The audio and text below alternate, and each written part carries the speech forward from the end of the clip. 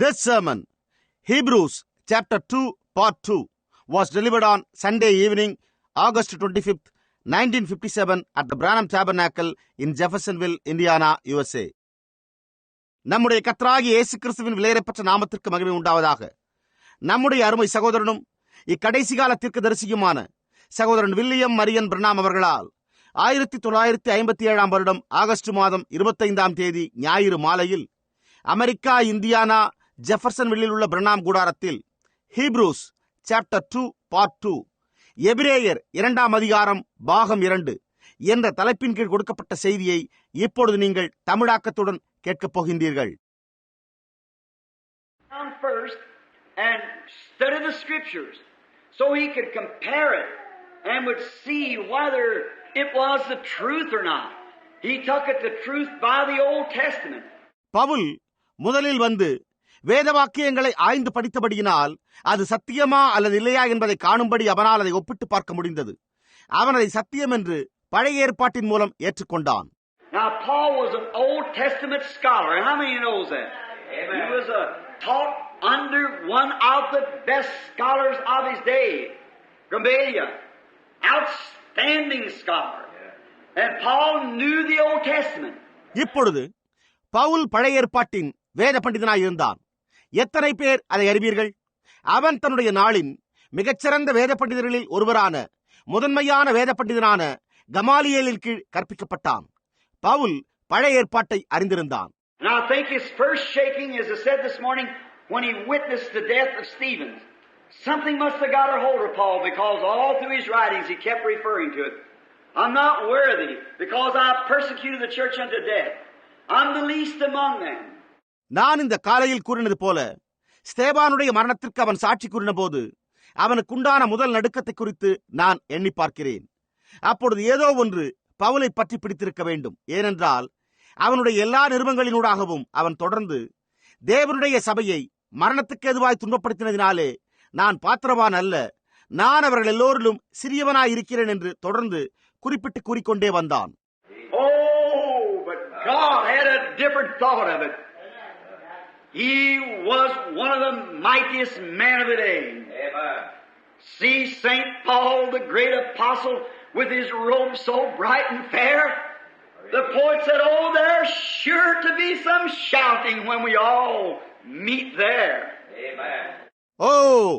ஆனால் தேவனோ அதை குறித்து ஒரு வித்தியாசமான சிந்தையை உடையவராயிருந்தார். அவன் அந்த நாளின் வல்லமையுள்ள மனிதர்களில் ஒருவனாயிருந்தான். பரிசுத்த பவுலை, மகத்தான அப்போஸ்தலனை பாருங்கள். அவனுடைய வஸ்திரம் மிகவும் பிரகாசமாயும் அழகாயும் உள்ளது. புலவன் அவ்வாறு கூறினான். நாம் எல்லோரும் அங்கே சந்திக்கும் போது நிச்சயமாகவே ஒரு ஆரவாரமிடுதல் உண்டாகும். That great day when I see him receive the martyr's crown, the martyr reward. I stood the little old pen here not long ago where he wrote these letters. And then they chopped his head off and pitched him over into the sewer to wash down the sewer. அந்த மகத்தான நாளில் அவன் ஒரு இரத்த சாட்சியினுடைய கிரீடத்தை, இரத்த சாட்சியினுடைய பலனை பெறுவதை நான் காண்பேன். அண்மையில் அவர் இந்த நிருபங்களை எழுதின அந்த சிறிய பழைய அறையின் அருகில் நான் நின்றேன். அப்பொழுது அவர்கள் அவனுடைய தலையை துண்டித்து போட்டனர். பின்னர் அவனை கழிவுநீர் கால்வாயில் அடித்துச் செல்லும்படியாக தூக்கி அதற்குள்ளாக வீசி எறிந்தனர்.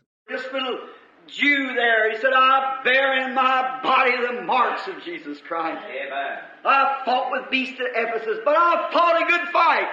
Amen. I've finished the course, I've kept the faith. அங்கிருந்த இந்த சிறு உருவம் கொண்ட யூதன், இயேசு கிறிஸ்துவின் அச்சடையாளங்களை நான் என் சரீரத்தில் தரித்துக் கொண்டிருக்கிறேன். நான் எபேசுவிலே துஷ்ட மிருகங்களுடனே போராடி இருக்கிறேன். ஆனால் நான் நல்ல போராட்டத்தை போராடினேன், ஓட்டத்தை முடித்தேன், விசுவாசத்தை காத்துக்கொண்டேன். And henceforth there is laid up for me a crown of righteousness, that the Lord, the righteous judge, will give me at that day, and not only me, but all who loves his appearing. How I love that. Oh, I want to be numbered with those. இது முதல் நீதியின் கிரீடம் எனக்காக வைக்கப்பட்டிருக்கிறது. நீதியுள்ள நியாயாதிபதியாக கர்த்தர் அந்நாளிலே அதை எனக்கு தந்தருள்வார். எனக்கு மாத்திரமல்ல, அவர் பிரசன்னமாகுதலை விரும்பும் யாவருக்கும் அதை தந்தருள்வார் என்று கூறினான். நான் அதை எப்படியாய் விரும்புகிறேன்! நான் அவர்களோடு எண்ணப்பட விரும்புகிறேன். We used to sing a song, oh, would you be numbered as one of his folk?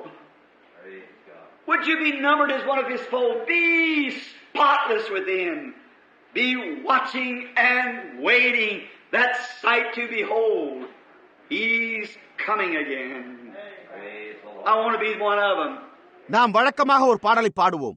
ஓ, நீங்கள் அவருடைய மந்தையில் ஒருவராக எண்ணப்பட விரும்புகிறீர்களா? நீங்கள் அவருடைய மந்தையில் ஒருவராக எண்ணப்பட விரும்புகிறீர்களா? கரைதிரையற்றவர்களாய் விழித்திருந்து அவர் மீண்டும் வரும் காட்சியை காண காத்திருப்பீர். நான் அவர்களில் ஒருவனாயிருக்க விரும்புகிறேன். Now the writer goes ahead to say, therefore we ought to give more earnest heed to the things which we've heard, lest at any time we should let them slip. இப்பொழுது எழுத்தாளர் தொடர்ந்து இவ்வாறு கூறி செல்கிறார். ஆகையால் நாம் கேட்டவைகளை விட்டு விலகாதபடிக்கு அவைகளை மிகுந்த ஜாக்கிரதையாய் கவனிக்க வேண்டும். As we taught on that this morning, second verse deals, if the word spoke by angels, what do we find angels to be? Prophets. நாம் அதன் பேரில் போதித்த போது இந்த காலையில் இரண்டாவது வசனம் இவ்வாறு கூறுகிறது. ஏனெனில் தேவ தூதர் மூலமாய் சொல்லப்பட்ட வசனத்திற்கு தூதர்கள் என்னவாய் இருந்திருக்க வேண்டும் என்று நாம் கண்டறிகிறோம். தீர்க்கதரிசிகள். God spoke in sundry times. I had to make not our own idea, but the Bible. Now the first verse. பூர்வ காலங்களில் திருவுளம் பற்றின தேவன் இப்பொழுது நம்முடைய சொந்த எண்ணத்தை அல்ல, ஆனால் வேதம் கூறுவதை நீங்கள் ஏற்றுக்கொள்ள வேண்டும். இப்பொழுது முதலாவது அதிகாரத்திலிருந்து முதலாவது அதிகாரம் முதலாம் வசனம். God, who at sundry times and divers manners spake to the fathers by the prophets. Amen.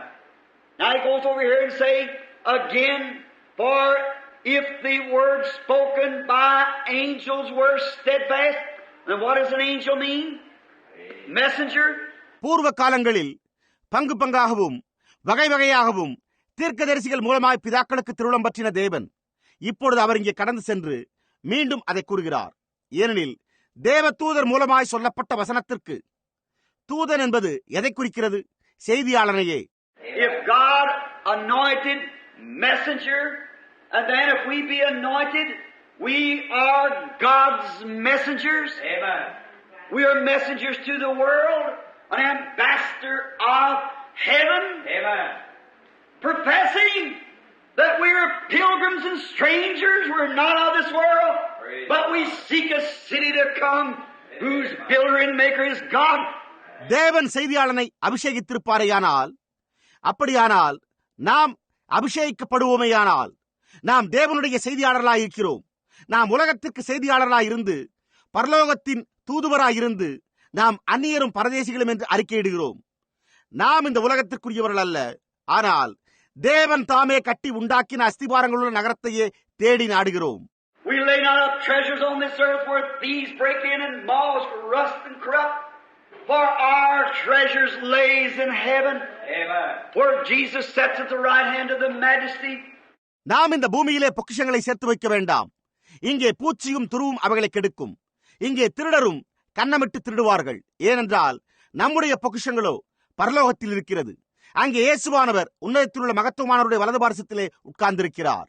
Oh, what a glorious and marvelous thing to know that our hopes are built on nothing less than Jesus' blood and righteousness. When all around my soul gives way, then He's all my hope and stay. On Christ the solid rock I stand. All other grounds is sinking sand. All other grounds is sinking sand. How Eddie Pruitt wrote that song in the times of persecutions. ஓ, அதை அறிந்து கொள்வது என்ன ஒரு மகிமையும் ஆச்சரியமான காரியமாய் உள்ளது. நம்முடைய நம்பிக்கைகள் நீதியான இயேசுவின் ரத்தத்தின் மேல் கட்டப்பட்டுள்ளதே என்று வேறொன்றின் மேலும் அல்ல. என் ஆத்துமா சுற்றிலும் உள்ள யாவற்றையும் விட்டு செல்லும் போது அவரே என் முழு நம்பிக்கையும் உறைவிடமாயிருப்பார். கிறிஸ்து என்னும் திடமான பாறையின் மேல் நான் நிற்கிறேன். மற்றெல்லா நிலங்களும் அமிழ்ந்து கொண்டிருக்கும் மணலே, மற்றெல்லா நிலங்களுமே அமிழ்ந்து கொண்டிருக்கும் மணலே. எப்படியாய் எடி ப்ரூட் துன்ப வேளைகளில் அந்த பாடலை எழுதினார். Now, if the word spoke by angels was steadfast, when the messenger of God spoke the word, it stood. And every reward received a just recompense of reward. How shall we escape now? if we don't hear Christ who speaks from heaven, இப்பொழுது தேவதூதர் மூலமாய் சொல்லப்பட்ட வசனத்திற்கு விரோதமான எந்த செய்கைக்கும் கீழ்ப்படியாமைக்கும் நீதியான தண்டனை வரத்தக்கதாக அவர்களுடைய வசனம் உறுதிப்படுத்தப்பட்டிருக்க, தேவனுடைய செய்தியாளர் பேசின போது அது உறுதிப்படுத்தப்பட்டது. நாம் கிறிஸ்துவிற்கு செவி கொடுக்கவில்லை என்றால், பரலோகத்திலிருந்து பேசுகிறவருக்கு நாம் செவி கொடுக்கவில்லை என்றால், நாம் எப்படி தப்பித்துக் கொள்ளுவோம்? Now watch. How shall we escape if we neglect so great salvation? Think of it. Which in the first began to be spoken by the Lord. இப்பொழுது கவனியுங்கள். முதலாவது கர்த்தர் மூலமாய் அறிவிக்கப்பட்டு அதை குறித்து சிந்தித்து பாருங்கள். இவ்வளவு பெரிதான ரட்சிப்பை குறித்து நாம் கவலையற்றிருப்போமானால் தண்டனைக்கு எப்படி தப்பித்துக் கொள்ளுவோம்? Christ began his work. What did he do? We watch him how he humble, lowly, how he wasn't a great noted man as a theologian, but he was humble, meek, gentle. கிறிஸ்து தம்முடைய கிரியையை துவங்குகிறார். அவர் என்ன செய்தார்? அவர் எப்படி தாழ்மையாய் இருந்தார் என்பதையும், அவர் ஒரு வேத பண்டிதனை போன்று ஒரு குறிப்பிடத்தக்க மகத்தான மனிதராய் இருக்கவில்லை என்பதையும் நாம் கவனித்து பார்க்க வேண்டும். ஆனால் அவரோ தாழ்மையாயும் சாந்தமாயும் கனிவாயும் இருந்தார். He wasn't a mighty preacher. His voice wasn't heard in the street. But John went forth as a roaring lion. Amen. He was a preacher. Jesus come forth not as a roaring lion, but God working with him, confirming the word. அவர் மிக திறம்பட சொற்பொழிவாற்றக்கூடிய ஒரு பிரசங்கியாய் இருக்கவில்லை. அவருடைய சத்தம் வீதியில் கேட்கப்படவும் இல்லை. ஆனால் யோவான் ஒரு கர்ஜிக்கிற சிங்கமாக புறப்பட்டு சென்றான். அவனோ ஒரு பிரசங்கியாயிருந்தான். இயேசு ஒரு கர்ஜிக்கிற சிங்கமாக வரவில்லை. ஆனால் தேவன் அவரோடு கிரியை செய்து வார்த்தையை உறுதிப்படுத்தினார். God was with Christ. Peter said at the day of Pentecost, ye men of Israel and you that dwell in Judea, Jesus of Nazareth, a man approved of God among you by signs and wonders and miracles, which God did by him in the midst of you all, which you all are witnesses. தேவன் கிறிஸ்துவோடு இருந்தார். பேதுரு பெந்தேகோஸ்தே நாளிலே, இஸ்ரவேலரே, யூதேயாவில் வாசம் பண்ணுகிறவர்களே, நீங்கள் அறிந்திருக்கிறபடி நசரேயனாகிய இயேசுவைக் கொண்டு தேவன் உங்களுக்குள்ளே பலத்த செய்திகளையும் அற்புதங்களையும் அடையாளங்களையும் நடப்பித்து அவைகளினாலே அவரை உங்களுக்கு வெளிப்படுத்தினார். நீங்கள் எல்லோரும் சாட்சிகளாய் இருக்கிறீர்கள் என்று கூறினான். Watch how he pinned it down on him. Amen. You should have known him. Jesus said, you hypocrites. Said you go out and look at the sun and it's red and lower and you say it's going to be foul weather. And if it's bright and sunny or so forth, you say it's going to be fair weather. அவர் எப்படியாய் அதை அவர்களுக்கு பதியச் செய்தார் என்பதை கவனியுங்கள். நீங்கள் அவரை அறிந்திருக்க வேண்டும் என்றான். இயேசு, மாயக்காரரே, நீங்கள் வெளியே போய் சூரியனை நோக்கி பார்த்து அஸ்தமனமாகிற போது செவ்வானம் இட்டிருக்கிறது, அதனாலே வெளிவாங்கும் என்று சொல்கிறீர்கள். உதயமாகிற போதோ செவ்வானமும் மந்தாரமாய் இருக்கிறது, அதனாலே இன்றைக்கு காற்று மழையும் உண்டாகும் என்று சொல்கிறீர்கள் என்று கூறினார். Said you can discern the skies, but the signs of the time you cannot discern. For if you would have known me, you would know my day. மேலும் வானத்தின் தோற்றத்தை நிதானிக்க உங்களுக்கு தெரியுமே, காலங்களின் அடையாளங்களை நிதானிக்க உங்களால் கூடாதா? நீங்கள் என்னை அறிந்திருந்தால் நீங்கள் என் நாளையும் அறிந்திருப்பீர்கள் என்றார். Oh, what it screamed tonight! How his spirit screams to his preachers. The hour is at hand. ஓ, இன்றிரவு அவர் என்னவென்று கூக்குரலிடுவார். எப்படியாய் அவருடைய ஆவி அவருடைய பிரசங்கிமார்களினூடாக வேளை சமீபித்து விட்டது என்று கூக்குரலிடுகிறது. We discern, we watch the atomic bombs. We know who's going to take Clark Gable's place and who's going to do this, that, or the other, or who'll be the vice president. We're interested in that, but we cannot discern the signs of the time. We're at the end. நாம் நிதானிக்கிறோம், நாம் அணுகுண்டுகளை கவனிக்கிறோம். Clark cops என்பவருடைய இடத்தை யார் கைப்பற்றப் போகிறார்கள் என்பதையும், யார் இதை அதை அல்லது மற்றதை அல்லது யார் துணை குடியரசுத் தலைவர் என்பதையும் நாம் அறிவோம். நாம் அதில் ஆர்வம் கொண்டுள்ளோம். ஆனால் காலங்களின் அடையாளங்களை நிதானிக்க நம்மால் முடியவில்லை. நாமோ முடிவில் இருக்கிறோம். Why is it we're so interested in what's the next chapter of television? What's Susie going to do, or what that woman's name is, and where Arthur Godfrey's going to, what kind of jokes he going to pull the next time? அது என்ன? நாம் தொலைக்காட்சியில் அடுத்த காட்சி என்ன என்பதிலும், சூசி ஒலிபரப்பாகும் அந்த நிகழ்ச்சியிலே என்ன செய்ய போகிறாள் என்பதிலுமே அதிக ஆர்வம் கொண்டுள்ளோம். இல்லை என்றால் அந்த ஸ்திரீனுடைய பெயர் என்ன? அங்கே ஆர்தர் காட்ஃப்ரே அந்த நிகழ்ச்சியில் என்ன செய்ய போகிறார் என்பதிலும், அவர் அடுத்த முறை என்ன விதமான ஒரு கேலி பேச்சு பேசி மகிழ்விக்கப் போகிறார் என்பதிலுமே மிகுந்த ஆர்வம் கொண்டுள்ளோம். We as Christians gone our mind full of such tommy rot when we ought to be in prayer somewhere and study the Bible to know the signs of the time we're living in. கிறிஸ்தவர்களாய் இருக்கின்ற நம்முடைய சிந்தைகள் அப்பேற்பட்ட அர்த்தமற்ற காரியங்களால் முழுமையாக அழுக்கடைந்துள்ளன. எனவே நாம் வாழ்ந்து கொண்டிருக்கிற காலத்தின் அடையாளங்களை அறிந்து கொள்ள நாம் எங்காவது ஜெபத்திலும் வேதத்தை ஆராய்ந்து படிப்பதிலும் தரித்திருக்க வேண்டும். What does that a lot of time is weak pulpits. That's right. That don't get down and bring the gospel truth. Amen. We're going to have to answer for that in the days to come. We must not neglect anything. நம்முடைய காலத்தில் உள்ள பலவீனமான பிரசங்க பீடங்கள் என்ன செய்கிறது என்றால், அது சரியான சுவிசேஷ சத்தியத்தை கொண்டு வருகிறதில்லை. நாம் அதற்காக வரப்போகின்ற நாட்களில் பதில் கூற வேண்டியவர்களாய் இருக்கிறோம். நாம் எந்த காரியத்தையும் அலட்சியம் செய்யவே கூடாது. And the people, as we are here at this Branham Tabernacle, to see the signs and wonders and the power of the resurrected Christ, and then to know that we would place our times upon other things and neglect to hear the voice of the Lord Jesus, how shall we escape if we neglect such a great salvation? ஜனங்களே, நாம் இங்கே இந்த பிரணாம் கூடாரத்திலே அடையாளங்களையும் அதிசயங்களையும் உயிர்த்தெழுந்த கிறிஸ்துவின் வல்லமையையும் காணும்படியாக இருக்கின்றபடியால் நாம் நம்முடைய நேரங்களை மற்ற காரியங்களின் பேரில் செலவழித்துவிட்டு கர்த்தராகிய இயேசுவின் சத்தத்தை கேட்க அலட்சியமாயிருந்தால், நாம் இவ்வளவு பெரிதான ரட்சிப்பை குறித்து நாம் கவலையற்றிருப்போமானால் தண்டனைக்கு எப்படி தப்பித்துக் கொள்வோம்? The third verse of the fourth verse. Here's where we ended on the fourth verse this morning. மூன்றாவது வசனம், இல்லை, நான்காவது வசனம். இங்கே நாம் இந்த காலையில் நான்காவது வசனத்தில் முடித்தோம். God also bearing them witness. Oh my. God bearing them witness. Listen to the word. Both with signs, wonders, and with divers miracles. தேவன் தாமே சாட்சி கொடுத்ததுமாயிருக்கிற, ஓ என்ன, தேவன் தாமே சாட்சி கொடுத்ததுமாயிருக்கிற வார்த்தையை கவனியுங்கள். அடையாளங்களினாலும் அற்புதங்களினாலும் பலவிதமான பலத்த செய்கைகளினாலும். What is divers miracles? What is diver? Diver means many. With many miracles, God bore witness. Oh God, I trust that it'll soak into your hearts. பலவிதமான பலத்த செய்கைகள் என்றால் என்ன? பலவிதம் என்றால் என்ன? பலவிதம் என்பது அநேகம் என்று பொருள்படுகிறது. அநேக அற்புதங்களினால் தேவன் சாட்சி கொடுத்தார். ஓ தேவனே, அது உங்களுடைய இதயத்திற்குள்ளாக பதியும் என்று நான் நம்புகிறேன். Listen, I'm one of your pastors with Brother Neville here. I want you to take it to record.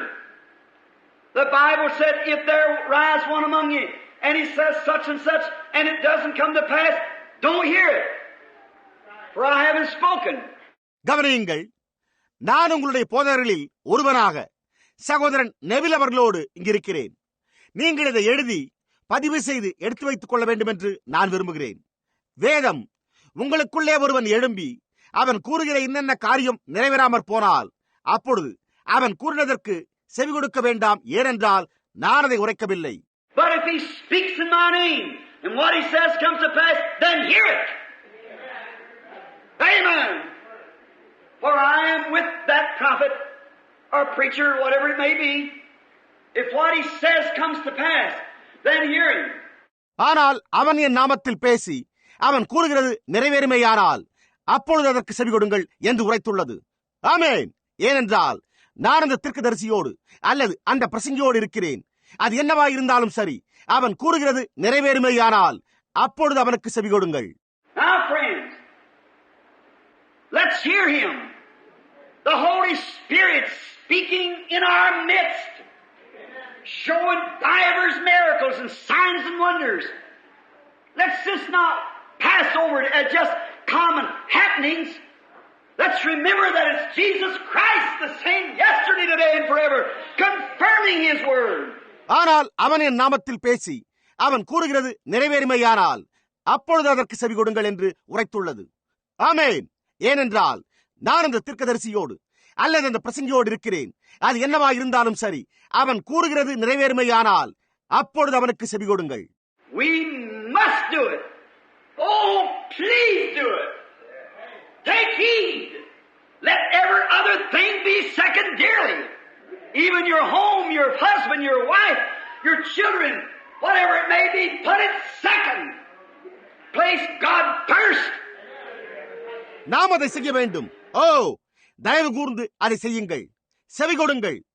மற்ற ஒவ்வொரு காரியமும், உங்களுடைய வீடு, உங்களுடைய கணவன், உங்களுடைய மனைவி, உங்களுடைய பிள்ளைகளும் கூட இரண்டாவது காரியமாக இருக்கட்டும்.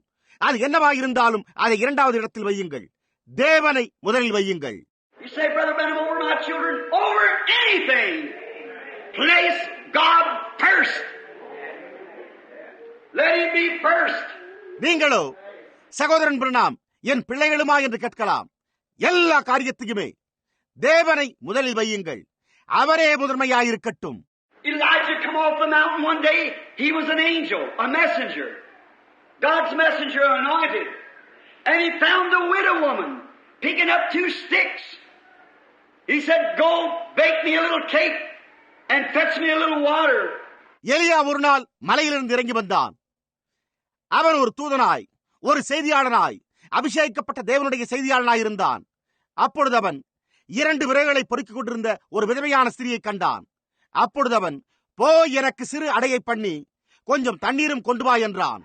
And she said, as your soul liveth, I have but just enough cakes or enough wheat dough to make one little pancake. And I just have enough oil to go in to mix it up for shortening. And I'm picking up 2 sticks. அதற்கு அவளோ, பானையில் ஒரு பிடி மாவும் கலயத்தில் கொஞ்சம் எண்ணெயுமே அல்லாமல் என்னிடத்தில் ஒரு அடையும் இல்லை என்று உம்முடைய தேவனாகிய கர்த்தருடைய ஜீவனை கொண்டு சொல்லுகிறேன். எனவே அதை ஆயத்தப்படுத்துகிறதற்கு 2 விறகு பொறுக்குகிறேன் என்று கூறினாள்.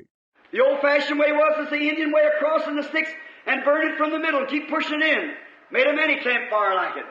பண்டைய மாதிரியான இந்தியரின் முறையானது 2 விறகுகளை ஒன்றுக்கொன்று குறுக்காக வைத்து அதன் மத்தியில் நெருப்புண்டாக்கி அதை தள்ளிவிட்டுக் கொண்டே இருப்பதாயிருந்தது.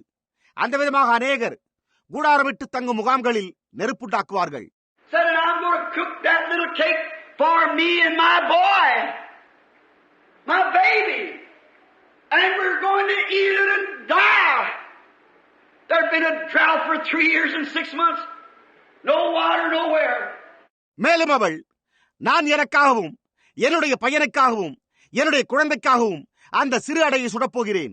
பின்னர் நாங்கள் அதை சாப்பிட்டு விட்டு மரிக்கப் போகிறோம் என்று கூறினாள். அங்கே 3.5 வருட காலமாக பஞ்சம் உண்டாயிருந்தது. எங்குமே தண்ணீர் இல்லாதிருந்தது. The stern old prophet looked that woman in the face.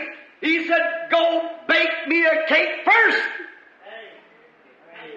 What a command for a man to tell a widow woman starving to death to feed him first. அந்த கண்டிப்பான வயோதிக தீர்க்கதரிசி அந்த ஸ்திரீயின் முகத்தை உற்று பார்த்தான். பின்னர் அவன், போய் எனக்கு முதலில் ஒரு அடையை உண்டு பண்ணி கொண்டு வா என்றான். மரணத்துக்கு எதுவாய் பட்டினியாயிருக்கிற ஒரு விதவை ஸ்திரீனிடத்தில் ஒரு மனிதன் தன்னை முதலில் போஷிக்கும்படி சொல்லும்படியான என்ன ஒரு கட்டளை! What did he say? For thus saith the Lord, the barrel will never go empty, the cruse dry until God sends rain on the earth. First God. அதன் பின்னர் அவன் என்ன கூறினான்? தேவன் தேசத்தின் மேல் மழையை கட்டளையிடும் நாள் மட்டும் பானையின் மா செலவழிந்து வெறுமையாய் போவதும் இல்லை, கலசத்தில் எண்ணெய் குறைந்து காய்ந்து போவதும் இல்லை என்று கர்த்தர் சொல்லுகிறார் என்று உரைத்தான். முதலில் தேவன். She went in and baked that little cake and come give it to the prophet, went right back and baked another and another and another and another. And the barrel never went into the cruse dry until God sent rain on the earth. அவள் உள்ளே சென்று அந்த சிறிய அடையை சுட்டு அதனை கொண்டு வந்து தீர்க்கதரிசிக்கு கொடுத்தாள். மீண்டும் திரும்பிச் சென்று மற்றொன்றை சுட்டாள், மற்றொன்றை சுட்டாள், மற்றொன்றை சுட்டாள். தேவன் தேசத்தின் மேல் மழையை கட்டளையிடும் நாள் மட்டும் மா ஒருபோதும் காலியாகவில்லை, கலசத்தின் எண்ணெய் குறைந்து காய்ந்து போகவும் இல்லை. She put God before her children. She put God before anything else. She'd taken the kingdom of God first. அவள் தன்னுடைய பிள்ளைகளுக்கு முன்பாக தேவனை வைத்தாள். அவள் எந்த ஒரு காரியத்திற்கு முன்பாக தேவனை வைத்தாள். அவள் முதலாவது தேவனுடைய ராஜ்யத்தை தெரிந்து கொண்டாள். God must have first place in your heart, first place in your life, first place in everything that you do or what you are. God must be first. தேவன் உங்களுடைய இதயத்தில் முதலிடத்தில், உங்களுடைய ஜீவியத்தில் முதலிடத்தில், நீங்கள் என்னவாயிருந்தாலும் அல்லது நீங்கள் செய்கிற ஒவ்வொரு காரியத்திலும் முதலிடத்தில் இருக்க வேண்டும். தேவன் முதலில் இருக்க வேண்டும். He doesn't want the second place. He doesn't deserve the second place. He deserves the best and the first and all that we've got. He deserves it. Blessed be His holy name. அவரோ இரண்டாம் இடத்தில் இருக்க விரும்புகிறதில்லை. அவர் இரண்டாம் இடத்தில் இருக்க தகுதியானவர் அல்ல. நாம் பெற்றுள்ள எல்லாவற்றிலும் அவர் மிகச்சிறந்த வகையில் முதன்மை ஸ்தானத்தில் இருக்கவே தகுதியுள்ளவராயிருக்கிறார். அவர் அதற்கே தகுதியுள்ளவராயிருக்கிறார். அவருடைய பரிசுத்த நாமம் ஸ்தோத்திரிக்கப்படுவதாக.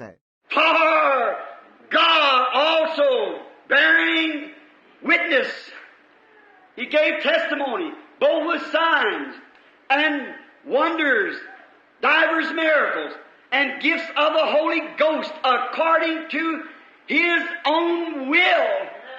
அவர் சாட்சி கொடுத்தார். அடையாளங்களினாலும் அற்புதங்களினாலும் பலவிதமான பலத்த செய்திகளினாலும் தம்முடைய சித்தத்தின்படி பகிர்ந்து கொடுத்த பரிசுத்தாவின் வரங்களினாலும் தேவன் தாமே சாட்சி கொடுத்ததுமாயிருக்கிற, not what man say, what the church said, but what God's will was. Oh, we need to seek the will of God, not the favor of your neighbor, not the favor of your children, not the favor of your husband or your wife. மனுஷர் என்ன கூறுகிறார்கள் என்பதல்ல, சபை என்ன கூறியுள்ளது என்பதல்ல, ஆனால் தேவனுடைய சித்தம் என்னவா இருந்தது என்பதே முக்கியமாகும்.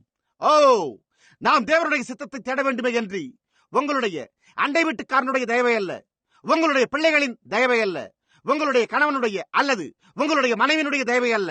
But seek the will of God. Do that first.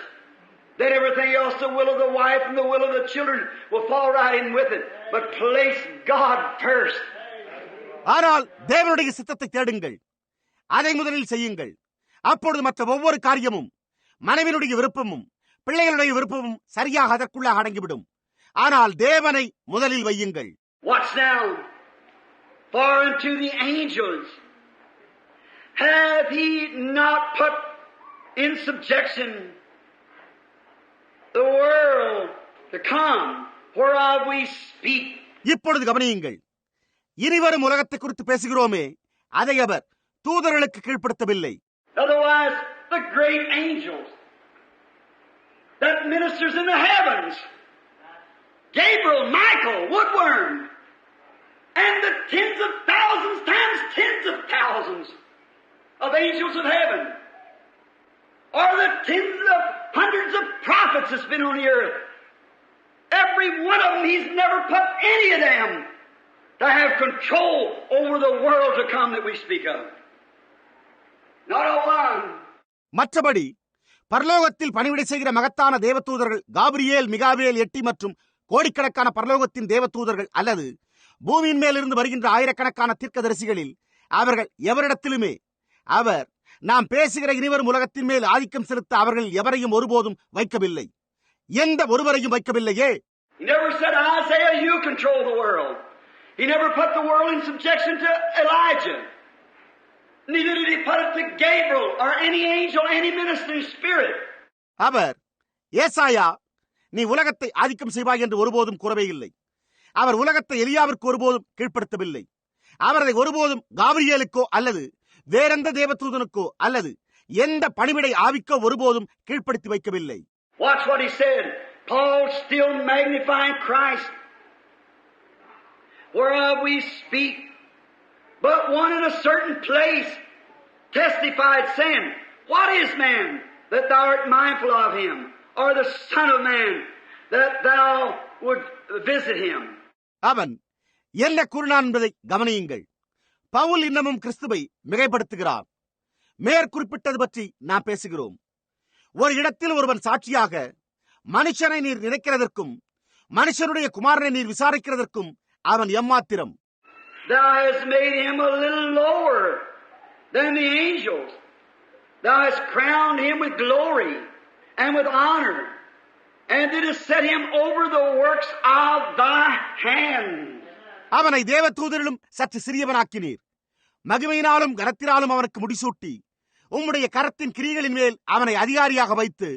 Now if you want to read that, it's in Psalms 8:4-6. David speaking. Now what did he call David here? That settles it right there, whether it was right this morning on the prophet. இப்பொழுது நீங்கள் அதை வாசிக்க விரும்பினால் அது சங்கீதம் 8ஆம் அதிகாரம் 4 முதல் 6 வசனங்களில் உள்ளது. தாவீது அதை பேசுகிறான். இப்பொழுது அவர் இங்கே தாவீது என்னவென்று அழைத்தார்? அது சரியாக அங்கே அதனை தீர்த்து வைக்கிறது. இந்த காலையில் தீர்க்கதரிசியின் பேரில் அது சரியானதாக இருந்தது. He said, for one of the angels said in a certain place, David, the messenger of God, was an angel of God, for he was a messenger of God. அவர் தூதர்களில் ஒருவன் ஒரு இடத்தில் கூறினான், தாவீது தேவனுடைய செய்தியாளனாய் தேவனுடைய தூதனாய் இருந்தான், ஏனென்றால் அவன் தேவனுடைய செய்தியாளனாய் இருந்தான். The angel said, David said, and the Psalms, thou did make him a little lower than the angels of heaven. தூதன் கூறினான், தாவீது நீர் அவனை தேவதூதரிலும் சற்று சிறியவனாக்கினீர் என்று சங்கீதத்தில் கூறினான். An angel said that God made him lower than an angel, that he might crown him and he might suffer and taste death to be exalted up again, that he might make him inherit all the things of the world. தேவன் அவரை முடிசூட்டும்படிக்கு, அவர் பாடுபட்டு மரணத்தை ருசி பார்க்கும்படிக்கு, மீண்டும் உயர்த்தப்படும்படிக்கு அவரை தேவதூதரிலும் சற்று சிறியவனாக்கினார் என்று தூதன் கூறினான். அதாவது அவர் உலகத்தின் காரியங்கள் எல்லாவற்றையும் சுதந்திரிக்கும்படிக்கு அவரை அவ்வாறு ஆக்கினார். In Matthew 28:18, we read these. After he had been crucified and rose again on the third day, he met with his disciples and commissioned them to go into all the world to preach the gospel to every creature. இப்பொழுது மத்தேயு 28:18 நாம் இவளை வாசிக்கிறோம். அவர் சிலுவையில் அறையப்பட்டு 3ஆம் நாள் உயிரோடு எழுந்த பிறகு அவர் தம்முடைய சீஷர்களை சந்தித்து அவர்கள் உலகமெங்கும் போய் ஒவ்வொரு சிருஷ்டிக்கும் சுவிசேஷத்தை பிரசங்கிக்கும்படி கட்டளையிட்டார். He said, all powers in heaven and in earth has been given unto my hands. All the power in heaven, all the power in earth has been given unto me. அவர் வானத்திலும் பூமியிலும் சகல அதிகாரங்களும் என்னுடைய கரங்களில் கொடுக்கப்பட்டிருக்கிறது, வானத்திலும் பூமியிலும் சகல அதிகாரமும் எனக்கு கொடுக்கப்பட்டிருக்கிறது என்றார். What was it? Man and God had united. The Logos had been made flesh and had been killed and rose again for our justification and was then the anointed Emmanuel forever and forever. அது என்னவாக இருந்தது? மனிதனும் தேவனும் இணைக்கப்பட்டிருந்தனர். லோகாஸ் மாம்சமாகி கொல்லப்பட்டு நாம் நீதிமான்களாக்கப்படுவதற்காக மீண்டும் உயிரோடு எழுந்தார். அப்பொழுது அவர் என்னென்றைக்குமாய் அபிஷேகிக்கப்பட்ட இம்மானுவேலாயிருந்தார். God changed his dwelling place from a throne in the spacious earth to the heart of his Son Christ Jesus to live and reign forever. God was in Christ. He's the final resting place of the Spirit. தேவன் விண்வெளிக்கு அப்பாலுள்ள ஒரு சிங்காசனத்திலிருந்து என்னென்றுமாய் ஜீவித்த அரசாள கிறிஸ்து இயேசுவாகிய தம்முடைய குமாரனின் இருதயத்திற்கு தம்முடைய வாஸ்தலத்தை மாற்றினார். தேவன் கிறிஸ்துவில் இருந்தார். அவரே ஆவியானவரின் முடிவான இளைப்பாறும் ஸ்தலமாக இருந்தார். The Spirit stayed in a tabernacle one day. You know that. Under tent. And Solomon built him a house. But howbeit the Most High dwelleth not in houses made with hands, but a body hast thou made me. ஆவியானவர் ஒரு நாள் ஒரு கூடாரத்தில் தங்கியிருந்தார் என்பதை நீங்கள் அறிவீர்கள். சாலமோனோ அவர் ஆலயத்தை கட்டினான். ஆகிலும் உன்னதமானவர் கையினால் செய்யப்பட்ட ஆலயங்களில் வாசமாகிறார். ஆனால் ஒரு சரீரத்தை எனக்கு ஆயத்தம் பண்ணினீர். Over in the book of Acts, the 7th chapter, when he was speaking, he said all of them foresaw it. They built tent for him. Moses did, had a tent and put the ark in there. For God was on the mercy seat. He didn't dwell there. அப்போஸ்தலருடைய நடவடிக்கைகளின் புஸ்தகம் 7ஆம் அதிகாரத்தில் அவன் பேசிக் கொண்டிருந்த போது அவர்கள் எல்லோருமே அதை முன்கூட்டியே கண்டனர். அவர்கள் அவருக்காக கூடாரத்தை கட்டினர். மோசே ஒரு கூடாரத்தை கட்டி அங்கே உள்ள உடன்படிக்கை பெட்டியை வைத்தான். ஏனென்றால் தேவன் கிருபாசனத்தின் மேல் இருந்தார், அவர் அங்கே வாசம் பண்ணவில்லை என்றான். the body of the Lord Jesus Christ, made lower than the angels to taste death, and none but the very highest of high. Christ, the Prince of Peace, the King of Kings, the Lord of Lords, the Creator of every star in the universe. சரி, அப்பொழுது எனக்கு ஒரு சரீரத்தை ஆயத்தம் பண்ணினீர். கர்த்தராகிய இயேசு கிறிஸ்துவின் சரீரம் மரணத்தை ருசி பார்க்கும்படி தேவ தூதரிலும் சற்று செறிவராக்கப்பட்டிருந்தது. ஆனால் அது மகா உன்னதமானவரான கிறிஸ்து, சமாதான பிரபு, ராஜாதிராஜா, கர்த்தாதி கர்த்தா, அண்ட சராசரத்தில் உள்ள ஒவ்வொரு நட்சத்திரத்தையும் சிருஷ்டித்தவரே இல்லாமல் வேறல்ல. Oh God! He became lower than His creation, that He might redeem man, homeless, helpless man, and give them a home in heaven. ஓ தேவனே, அவர் மனிதனை, வீடற்ற நம்பிக்கையற்ற மனிதனை மீட்டு பரலோகத்தில் அவர்களுக்கு ஒரு வீட்டை கொடுக்கும்படி தம்முடைய சிருஷ்டியை காட்டிலும் சிறியவரானார். He left the glories of heaven. He left the highest name that could be called. And when He was on earth, man gave Him the lowest name that they could give Him. எனவே அவர் பரலோக மகிமைகளை விட்டுவிட்டார். அவர் அழைக்கப்பட்டிருந்த உன்னதமான நாமத்தை விட்டுவிட்டார். அவர் பூமியில் இருந்தபோது மனிதன் அவருக்கு வழங்கக்கூடிய மிக இழிவான பெயரையே வழங்கினான். Said he was an illegitimate baby to start with, born in a manger, wrapped in rags off the back of a yoke of an ox, no place to go, had no home to go to, and was called Beelzebub, the chief of the devils. அவர் துவக்கத்திலேயே முறை தவறி பிறந்த குழந்தை என்று அழைத்தனர். ஒரு முன்னணியிலே பிறந்தார். காளையின் நுகத்தடியிலே சுற்றப்பட்டிருந்த கந்தை துணியிலே சுற்றி கிடத்தப்பட்டார். போவதற்கோ இடமில்லை, போவதற்கு வீடே இல்லாதிருந்தது. பிசாசுகளின் தலைவன் பெயல்சபூல் என்று அழைக்கப்பட்டார். He was mistreated, he was spit on, he was made fun of, he was rejected, and went to the lowest pits and stooped to the vilest of prostitutes. That's what man done to him. But God raised him up so high that he has to look down to see heaven. அவர் தவறாக நடத்தப்பட்டார். அவர் மேல் துப்பினார்கள். அவர் பரிகசிக்கப்பட்டார். அவர் புறக்கணிக்கப்பட்டு பூமியின் தாழ்விடங்களுக்கு சென்று மிக இழிவான வேசியலண்டை குனிந்து நின்றார். அதைத்தான் மனிதன் அவருக்கு செய்தான். ஆனால் அவர் வானத்தையே கீழ்நோக்கி பார்க்கும்படியான உயரத்திற்கு தேவன் அவரை எழுப்பி உயர்த்தினார். Men give him the lowest seat, give him the worst place, the lowest name. God raised him up, give him the highest seat and the highest name. That's the difference. What man done with the Son of God and what God done with the Son of God. மனிதன் அவருக்கு மிகவும் தாழ்வான இடத்தை அளித்து, மிக மோசமான இடத்தை அவருக்கு அளித்து, மிக இழிவான பெயரை வழங்கினான். தேவன் அவரை எழுப்பி எல்லாவற்றுக்கும் மேலான இடத்தை அவருக்கு அளித்து, எல்லாவற்றுக்கும் மேலான நாமத்தை அளித்தார். அதுவே மனிதன் தேவகுமாரனுக்கு என்ன செய்தார் என்பதற்கும் தேவன் தேவகுமாரனுக்கு என்ன செய்தார் என்பதற்கும் உள்ள வித்தியாசமாய் உள்ளது. He stooped that we might be lifted. He become us that we through His grace might become Him. He come to the homeless and became homeless Himself that we might have a home. நாம் உயர்த்தப்படும்படிக்கு அவர் குனிந்தார். நாம் அவருடைய கிருபையினூடாக அவரை போலாகும்படிக்கு அவர் நம்மை போலானார். நாம் ஒரு வீட்டை உடையவராய் இருக்கும்படிக்கு அவர் வீடே இல்லாத இடத்திற்கு வந்து தமக்கு வீடு இல்லாதவரானார். He came to the sick and was made sick Himself that we might be healed. He came to the sinner and made sin Himself that we might be saved. நாம் குணமடையும்படிக்கு அவர் சுகவீனரிடத்திற்கு வந்து தம்மையே சுகவீனமாக்கிக் கொண்டார். அவர் பாவியண்டை வந்து நாம் ரட்சிக்கப்படும்படிக்கு தம்மையே பாவமாக்கினார்.